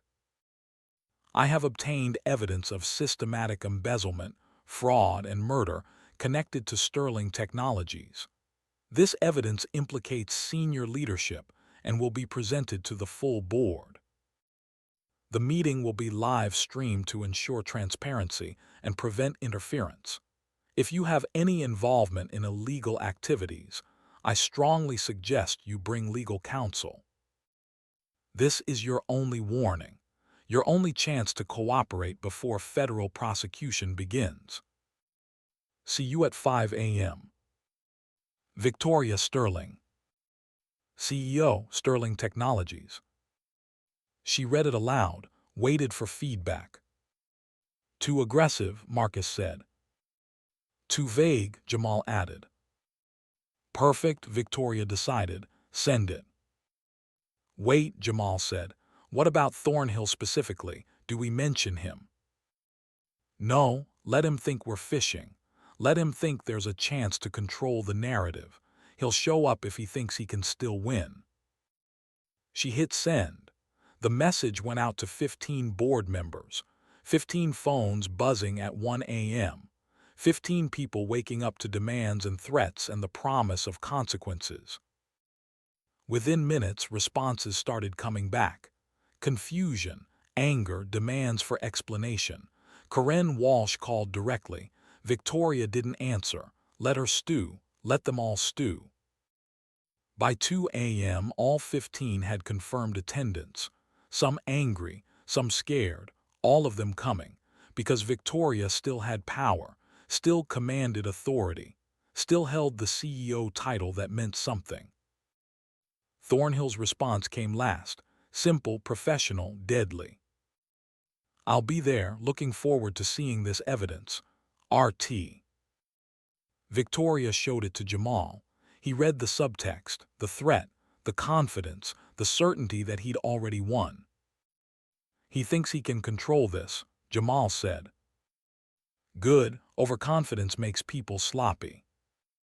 Or desperate. Desperate people do desperate things. Then we'll be ready for desperate." Destiny had fallen asleep on Marcus's couch hours ago, exhausted, trusting that the adults would handle it, that daddy would keep her safe. Jamal checked on her now, covered her with a blanket Marcus kept for exactly this purpose, kissed her forehead, whispered promises he hoped he could keep. "You're good at that," Victoria said. She'd walked over, quiet, watching. "At what?" "Being a father, loving her, making her feel safe even when the world isn't. It's all I have, all that matters." "It's not all you have anymore. You have us, me, Marcus, a family that's bigger than just the two of you." Jamal looked at her, at this woman who'd gone from stranger to something else, something more, something that felt like home. After this is over, after we stop Thornhill, what then? Destiny gets her surgery. We pay off the medical debt. We live, actually live, not just survive. And us? Victoria's question hung in the air, heavy, important, terrifying. Jamal looked at her, at the woman who'd changed in 3 weeks, who'd gone from ice queen to human, who'd learned to care about something besides spreadsheets and stock prices, who'd knelt down to meet his daughter eye to eye, who'd cried over a letter from her dead father, who'd become real. What about us? I don't know, I don't want to go back to being alone, to being that person who only exists in boardrooms. I want this, whatever this is, family, connection, people who matter. Jamal stepped closer, not touching, just close. You asking if there's an us? Maybe, I don't know, is that crazy? We've known each other 3 weeks. I hired you to drive me around, nearly got you killed, and now I'm asking if maybe there could be something more than that. Not crazy, unexpected, but not crazy. So yeah, there's an us. If you want there to be, if you're willing to deal with a mechanic who dropped out of MIT and has medical debt and a daughter with a heart condition.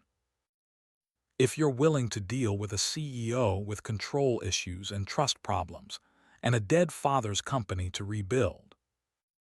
They looked at each other, 2 broken people, 2 impossible situations, 2 lives that shouldn't fit together but somehow did. Then we'll have it, Jamal said. We'll make sure of it. Victoria smiled, small, hopeful, real, promise. I promise.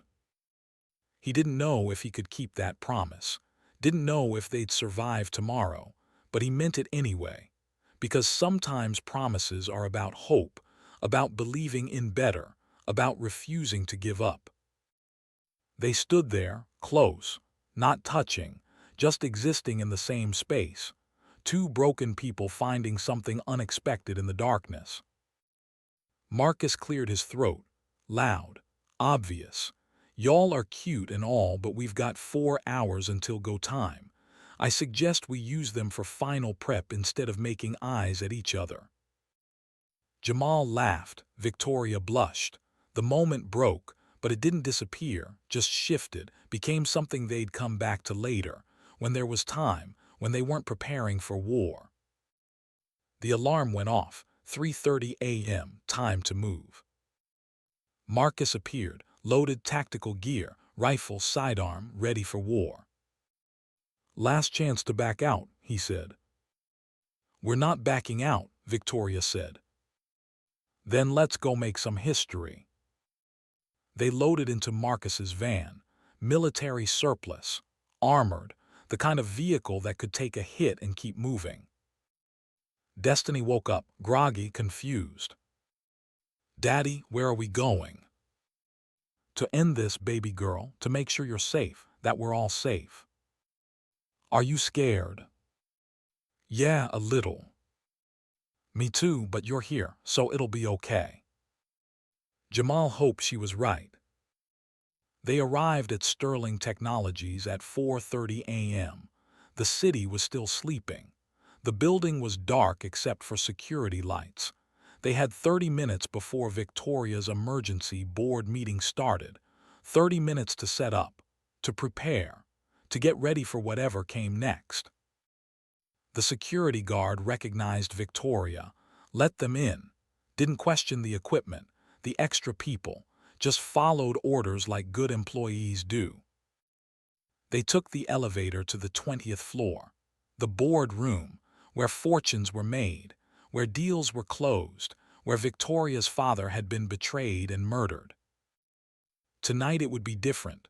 Tonight the truth would come out, all of it, live in front of the world. Marcus set up the cameras, multiple angles streaming to multiple platforms, Facebook, YouTube, Twitter, Instagram, everywhere, harder to shut down, harder to silence. "We're live in 5, he said. Victoria sat at the head of the boardroom table, where her father used to sit, where she'd sat for 4 months trying to hold everything together, trying to be strong enough, good enough, worth enough. Tonight she'd find out if she was. The board members started arriving. Corinne Walsh, 3 others, all of them confused, angry at being summoned so early. But they came, because Victoria was still CEO, still had power, still commanded respect. Richard Thornhill arrived last, looking smug, confident, like a man who'd already won.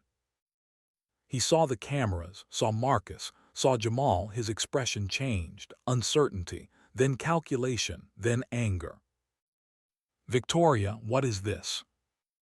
"This is the truth, Richard, all of it, every lie, every crime, every betrayal, and the world is watching." She nodded to Marcus. He hit a button, the stream went live, already 5,000 viewers, 10,000, 20,000, growing exponentially. This was happening, no going back. Thornhill's face went pale, then red, rage barely contained. "You can't do this." "I already am." Victoria opened her laptop, started the presentation. Every document, every email, every bank record. $67 million stolen. Defense contracts compromised. Technology sold to enemies. Murder, conspiracy, treason. All of it right there, undeniable. The board members gasped. Corinne Walsh looked sick. The others stared at Thornhill like seeing him for the first time. Thornhill stood, slammed his hands on the table. "This is slander, lies. I'll sue you for everything you have." "Sue me with what? The 67 million you stole? Oh wait, that's all documented, with your signatures, your accounts, your orders." Viewers were at 300,000 now, comments flooding in, media picking it up, going viral in real time. Thornhill looked at the cameras, at the numbers, at his empire crumbling live. He reached into his jacket, pulled out a gun. Everyone froze. "Turn it off," he said, voice shaking, desperate. "Turn it off now or I'll kill her." He pointed the gun at Victoria. His hand was steady despite the fear in his eyes. This was a man with nothing left to lose.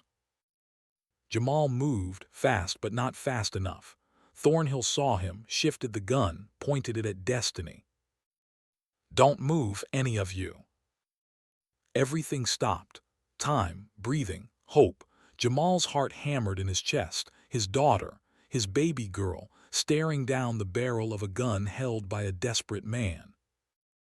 "Mr. Thornhill," Jamal said, voice calm, controlled, the way they'd trained him, "you don't want to do this." "Yes, I do. I want all of this to stop. I want my life back. I want." "What you want doesn't matter anymore. It's over. The world saw everything. The FBI is probably on their way.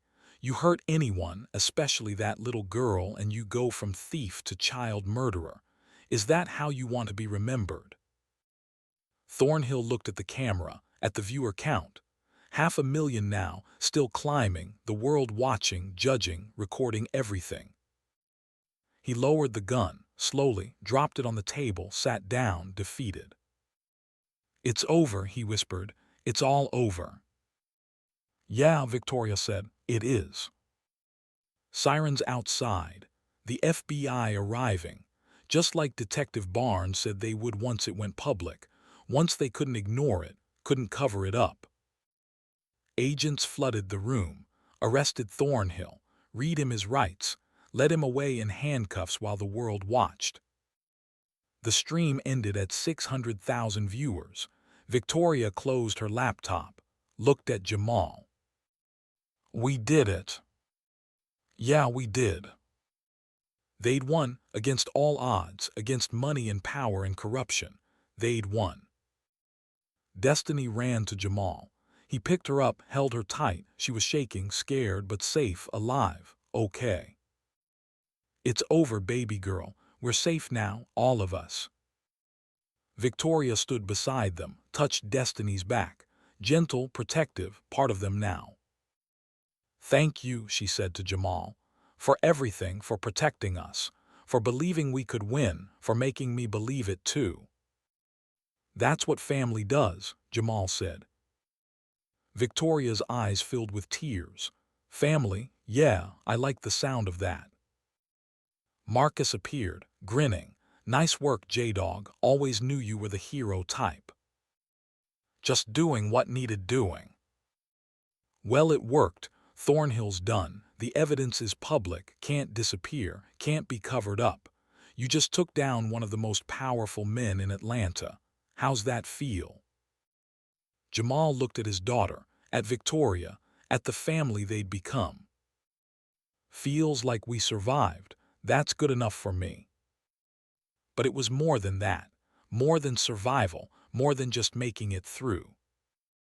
It was the beginning of something new, something better, something worth fighting for. And for the first time in 3 years, Jamal let himself believe that better was possible. That happy endings weren't just for other people. That maybe, just maybe, they'd earned theirs. Justice is supposed to be blind, fair, impartial, the same for everyone regardless of money or power or connections. That's the theory anyway. In practice, justice belongs to whoever can afford the best lawyers, the best fixers, the best politicians who write laws that protect the wealthy and punish the poor. But sometimes, just sometimes, the scales tip back. Sometimes the little guy wins. Sometimes truth matters more than money.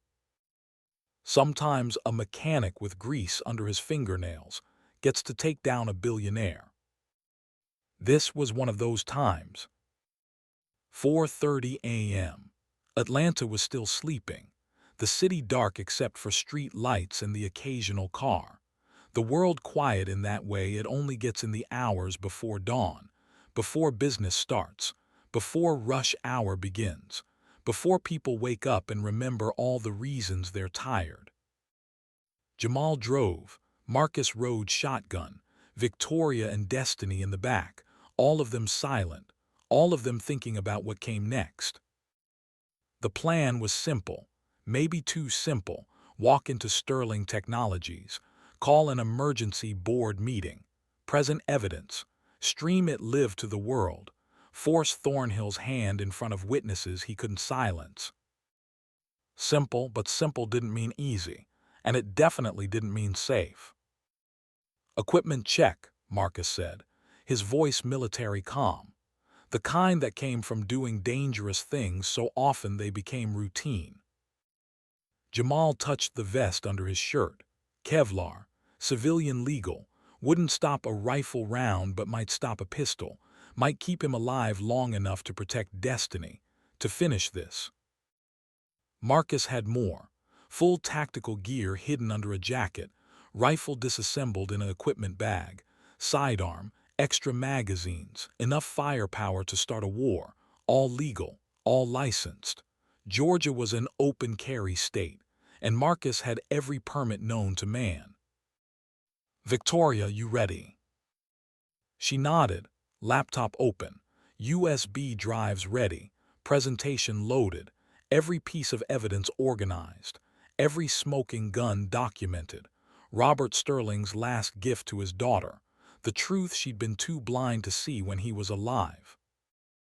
"Destiny, baby girl, you're staying in the vehicle with Marcus initially. When we get the all clear, he'll bring you inside to a secure room." "But Daddy..." "No arguments, you wait until it's safe. Marcus keeps you safe, then you join us, understand?" "Okay, Daddy."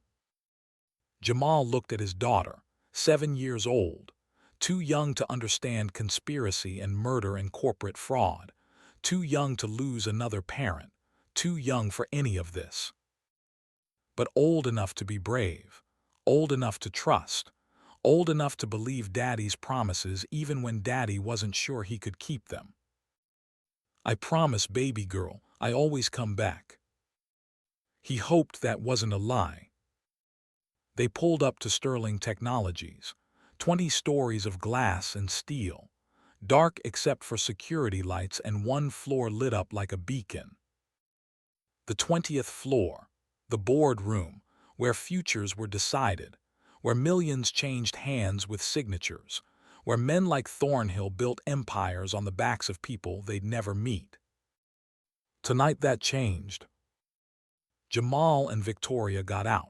Marcus stayed with Destiny, engine running, ready to extract if things went wrong, ready to call in reinforcements if needed, ready to do whatever SEALs do when their brothers needed saving. They walked to the entrance, security guard at the desk, young, nervous. The overnight shift nobody wanted. He looked up as they approached. Buildings closed. Emergency board meeting, Victoria said, her voice CEO cold, the voice that expected obedience, that didn't accept no for answers. Check your system. I called it 2 hours ago. The guard checked, found the notification. His face changed. Uncertain. This wasn't procedure, wasn't protocol, but she was Victoria Sterling, the CEO, the woman who signed his paychecks. I need to verify. Verify with the board members arriving in. Victoria checked her watch. 12 minutes, or verify by finding a new job in 13 minutes. Your choice. The guard made his choice, buzzed them through. They took the elevator, 20 floors, each one feeling longer than the last, each one bringing them closer to the moment everything changed, to victory or death, to justice or just another story about how the rich always win. Jamal watched Victoria in the elevator's reflection. Her face was composed, professional, but he saw her hands, trembling slightly, the only sign of fear, the only crack in the armor she'd rebuilt since last night. You can still walk away, he said quietly. We can give this to the FBI. Let them handle it. You don't have to face him. Yes, I do. Not for me, for my father. He documented everything, risked everything, died for this. I owe it to him to finish it, to look Thornhill in the eye when his world ends. The elevator doors opened. The boardroom was already occupied, not full, but not empty either. Corinne Walsh sat at the far end of the table. 3 other board members Jamal recognized from briefing documents, all of them looking uncomfortable, angry, confused about why they'd been summoned at 5 a.m. And at the head of the table, in the seat that should have been Victoria's, sat Richard Thornhill. He looked at Victoria, at Jamal. His face showed surprise for exactly 1 second. Then the mask came back, smooth, professional, the face of a man who'd talked his way out of everything his entire life. Victoria, what a surprise. I heard you were indisposed. Disappointed I'm not dead, Richard. Of course not, just concerned. After the break-in, after the police issued that all-points bulletin, running makes you look guilty, dear. I'm not running, I'm here, with evidence, with proof of everything you've done. Thornhill's smile didn't waver, but his eyes got colder, calculating, already planning his next move. Evidence of what exactly? Of $67 million you've stolen, of my father's murder, of attempted murder against me, of conspiracy to commit fraud, of treason. Should I continue? The other board members shifted, uncomfortable. Corinne Walsh looked away. The others stared at the table, nobody meeting anyone's eyes, guilt and fear mixing into silence. Those are serious accusations, Thornhill said. His voice was smooth, calm, the voice of reason. Do you have proof? Or just paranoid delusions from a grieving daughter who can't accept her father died in an accident? I have proof. Then by all means, show us. Show the board these wild claims. Victoria opened her laptop. Jamal moved to the wall, started setting up cameras. multiple angles, streaming equipment Marcus had provided, state-of-the-art, military grade, the kind that couldn't be jammed or shut down easily. "What's he doing?" Karen Walsh asked. Her voice was shaky. Nervous, she knew. Jamal could see it in her face. She'd known about Thornhill, maybe not everything, but enough. "Documenting," Victoria said. "Everything said here, everything shown here, goes live to the world, no more secrets, no more lies, just truth." Thornhill stood, fast, aggressive, his calm cracking. "You can't do that. This is a private meeting, privileged information, corporate secrets." "And murder, is that privileged too?" They stared at each other. CEO and CFO, daughter and her father's killer. This was personal now, past business, past money. This was about blood and betrayal and making him pay. Jamal finished setup. The cameras were positioned. The stream was configured, ready to go live. He gave Victoria a nod. She took a breath, steadied herself. This was it. The moment everything changed. The moment truth came out or they died trying. She initiated the stream. Within seconds, viewers started appearing. 1,000, 5,000, 10,000, the algorithm picking it up, sharing it, making it viral in real time. 20,000, 50,000, 100,000. The world was watching. Thornhill's face went pale, then red, rage barely contained, but he couldn't stop it now, couldn't shut it down without looking guilty, without confirming everything Victoria was about to say. He was trapped and he knew it. "Ladies and gentlemen of the board," Victoria began. Her voice was steady, professional, every inch the CEO she'd been trained to be.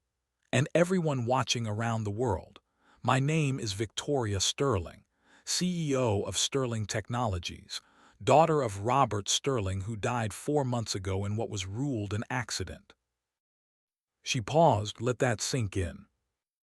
It wasn't an accident, it was murder, orchestrated by the man sitting at the head of this table, Richard Thornhill, my father's trusted CFO, his friend for 20 years, the man he confided in, trusted, believed in.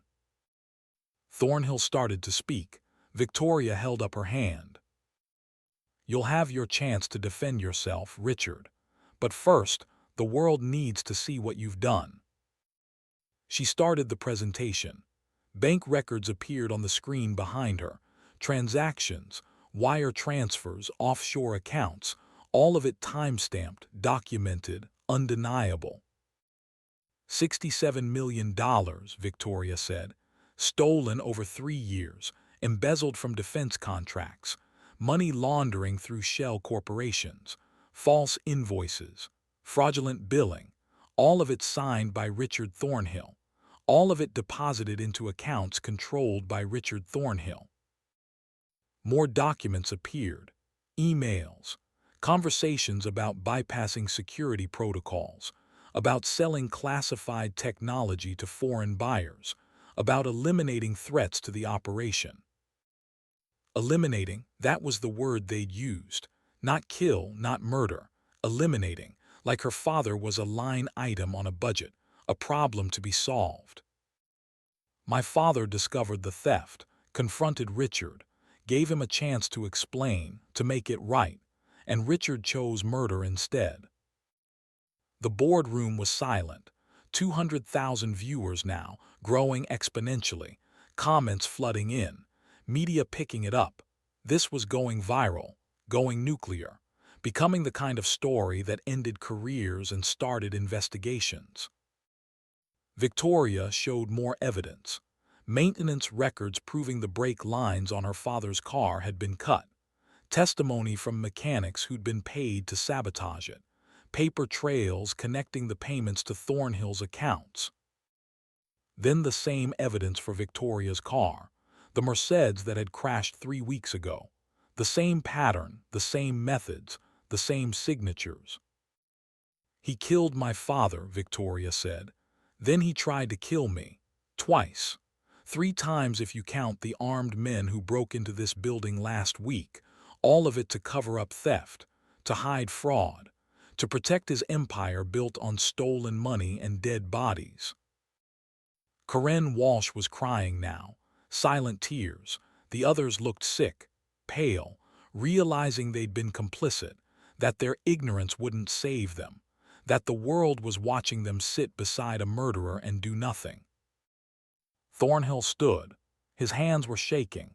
His face was twisted, rage and fear and desperation mixing into something dangerous. This is slander, lies, doctored evidence. I'll sue you for everything you have. Sue me with what? Victoria's voice was ice. The 67 million you stole, oh wait, that's all documented, with your signatures, your accounts, your explicit orders. You're done, Richard, it's over. Thornhill looked at the cameras, at the viewer count. 300,000 now, 500,000, growing. His empire was crumbling in real time, on camera, in front of the world. He reached into his jacket. Jamal moved, fast but not fast enough. Thornhill pulled out a gun. Everyone froze. "Turn it off," he said. His voice was shaking, desperate, a man with nothing left to lose. "Turn off the cameras now or I'll kill her. I swear to God I'll kill her right here." He pointed the gun at Victoria. His hand was steady despite the fear in his eyes, despite the sweat running down his face, despite knowing this was the end. Jamal positioned himself between them, slow, careful, hands visible, non-threatening. "Mr. Thornhill, you don't want to do this." "Yes, I do. I want all of this to stop. I want my life back. I want." "What you want doesn't matter anymore. It's over. The evidence is public. 600,000 people saw everything. The FBI is probably already on their way. You hurt her, you go from thief and murderer to executing someone on live stream in front of the world. That's how you want to be remembered." Thornhill's hand wavered, the gun shaking now, tears running down his face, a man watching everything he'd built collapse. "I worked for this company 30 years. 30 years. Your father promised me partnership, promised me equity, promised me a piece of what I helped build. Then he changed his mind, gave it all to you, a daughter who didn't earn it, didn't work for it, just inherited it because of blood." "So you killed him," Victoria's voice was quiet, deadly, "because you felt entitled to money that wasn't yours, because you wanted what he built." "I deserved it, I earned it, and instead I got a salary, got a title, got promises that never materialized, while you got everything, everything I should have had." "You had a choice, Richard. You could have left, could have started your own company, could have competed fair, but you chose theft, murder, treason. You chose to become the villain." Thornhill looked at her, at Jamal, at the cameras still streaming, at his legacy being written in real time. He lowered the gun. Slowly, shakily, dropped it on the table, sat down, covered his face with his hands. "It's over," he whispered. "It's all over." "Yeah," Victoria said, "it is." Sirens outside, the FBI arriving, just like they'd promised once the evidence went public, once it was too big to ignore, too viral to cover up. Agents flooded the room, professional, efficient, leading with weapons drawn until they saw the gun on the table, saw Thornhill sitting defeated, saw Victoria standing victorious.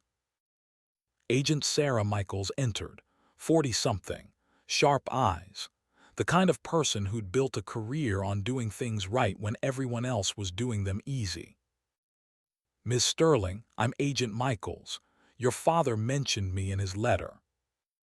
"He did. He said you were one of the good ones." "I try to be." Michaels looked at the cameras, at the stream still running, at 600,000 viewers watching federal agents arrest a billionaire. That was bold, risky, could have gotten you killed. Staying silent was killing us slowly. I chose fast. Michael smiled, approval. Fair enough, we'll need all the evidence, everything. Can you provide that? All of it, USB drives, documents, bank records, everything my father collected, everything that proves Thornhill killed him. Good, we'll build a case that can't be bought, can't be intimidated, can't disappear. Richard Thornhill is going to prison for the rest of his life. I promise you that. They arrested him, read him his rights, led him away in handcuffs. The whole thing broadcast live, viral, unstoppable, the kind of justice that couldn't be undone or bought or made to disappear. Victoria ended the stream at 800,000 viewers.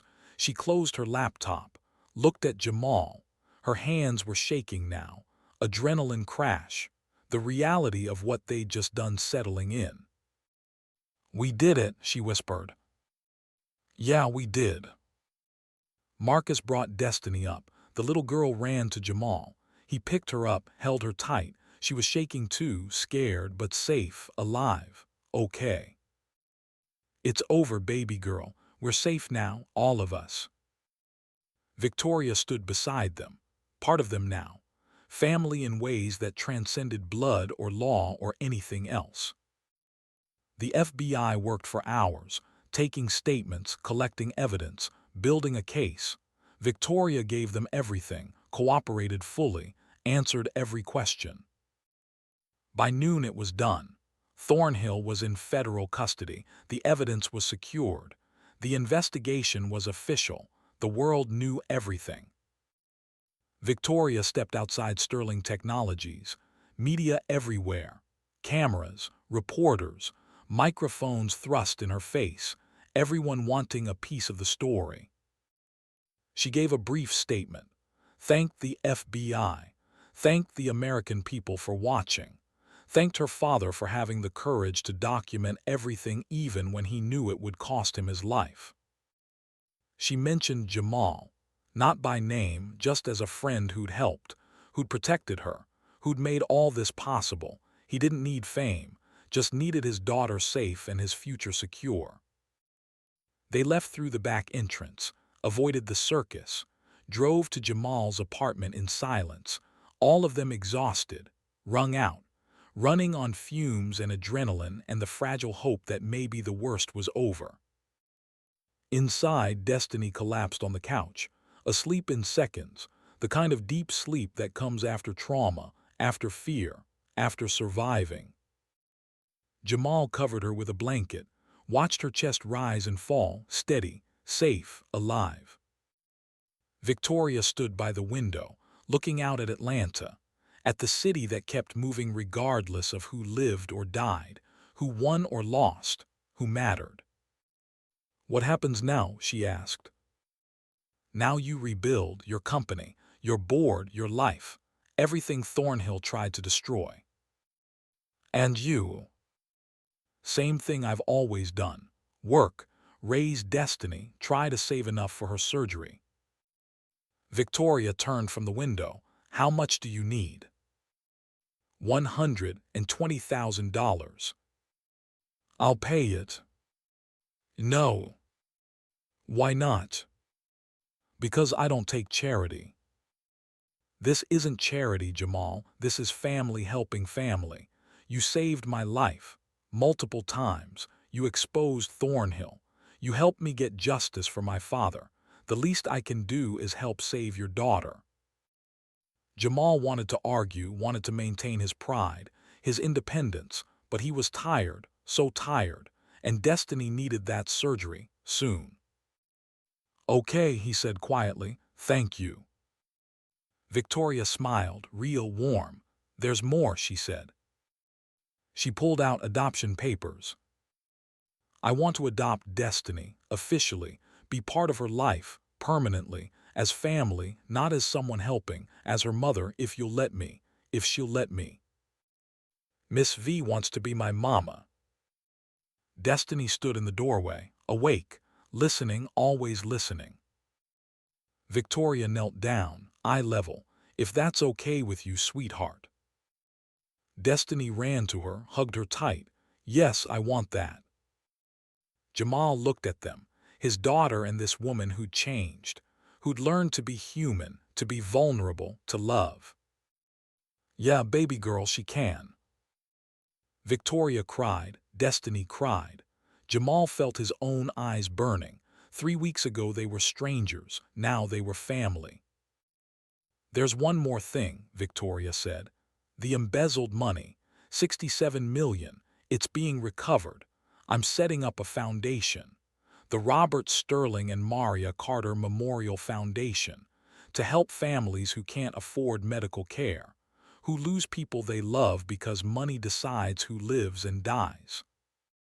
Jamal broke, couldn't hold it together. 3 years of grief, 3 years of guilt, 3 years of failure. Victoria held him, let him cry, let him break. Your wife's death meant something, Jamal. This foundation will save thousands, in her name, in your father's name. They didn't die for nothing. 6 weeks later, Destiny had her surgery. Children's Healthcare of Atlanta, best cardiac unit in the Southeast. Dr. Chen performed the procedure. 9 hours. 9 hours of Jamal pacing. 9 hours of worst-case scenarios. 9 hours of praying. Victoria sat beside him the whole time, holding his hand. Silent support. Marcus came too. Brought food nobody ate. Coffee that went cold, being there, being family. Dr. Chen emerged at 6 p.m. The surgery was successful. Her heart is repaired. She'll live a full, normal life. Jamal couldn't breathe. Relief so profound it hurt. His daughter was okay, was going to live, was going to grow up. They went to recovery. Destiny was sleeping. Tubes, monitors, medical equipment everywhere, but she was alive, breathing, safe. Jamal took her hand, small, warm. You did it, baby girl. 1 week later she came home. Not to Jamal's apartment, to Victoria's house in Buckhead. The three of them living together now, building something new. That night after Destiny was asleep, Victoria found Jamal on the porch. Marry me, she said. No preamble, no build-up, just the question. Jamal pulled out a ring box. I was going to ask you, tonight. Been carrying this for a week. Victoria laughed, cried, took the ring. Simple gold band, perfect. So is that a yes? Jamal asked. That's a yes. They married 6 months later. Atlanta Botanical Garden, spring, 50 guests, no press, no cameras, just people who mattered. Destiny was flower girl, healthy, running, living the life they'd fought to give her. Jamal's mother was there, proud, crying happy tears. Marcus was best man, still joking, still being the brother Jamal needed. They said vows, simple, honest, promises to stand together, to love, to build a life that honored everyone who brought them here. They kissed, sealed it, made it real. Destiny ran up, hugged them both. Forever family. Forever family, Victoria agreed. At the reception, Victoria announced the official launch of the Robert Sterling and Maria Carter Memorial Foundation. $50 million endowment. Already helped 47 families. Paid off millions in medical debt. Saved lives. Maria Carter died because the system failed her, Victoria said. Her legacy will save thousands. She didn't die for nothing. Jamal held Victoria while she spoke, while she made Maria's death mean something. 1 year later, they stood on a beach in Savannah. All three of them, plus baby Marcus, 3 months old, named after the SEAL brother who'd saved them. Destiny played in the waves, laughing, healthy, alive. Do you ever think about that night? Victoria asked. The accident, when you decided to stop. Every day. Regrets? None. Every choice led here, worth everything. They walked back to their beach house, family complete. Inside, Destiny asked for a story. Tell me about the jacket. Jamal told her about the rain, the crash, the choice to help, the jacket she'd taken, the moment that changed everything. Destiny fell asleep before he finished. Content, safe, home. When Jamal returned to the porch, Victoria was watching the stars. We survived, she said. We won. Yeah, we did. They sat together, the ocean singing, the stars shining, the world turning. A mechanic who became a hero, a CEO who became human, a little girl who grew up, a baby who represented hope, and a stolen jacket hanging on the wall, framed, preserved, reminder of where they started. That's love, that's family, that's home. That's the only ending that matters.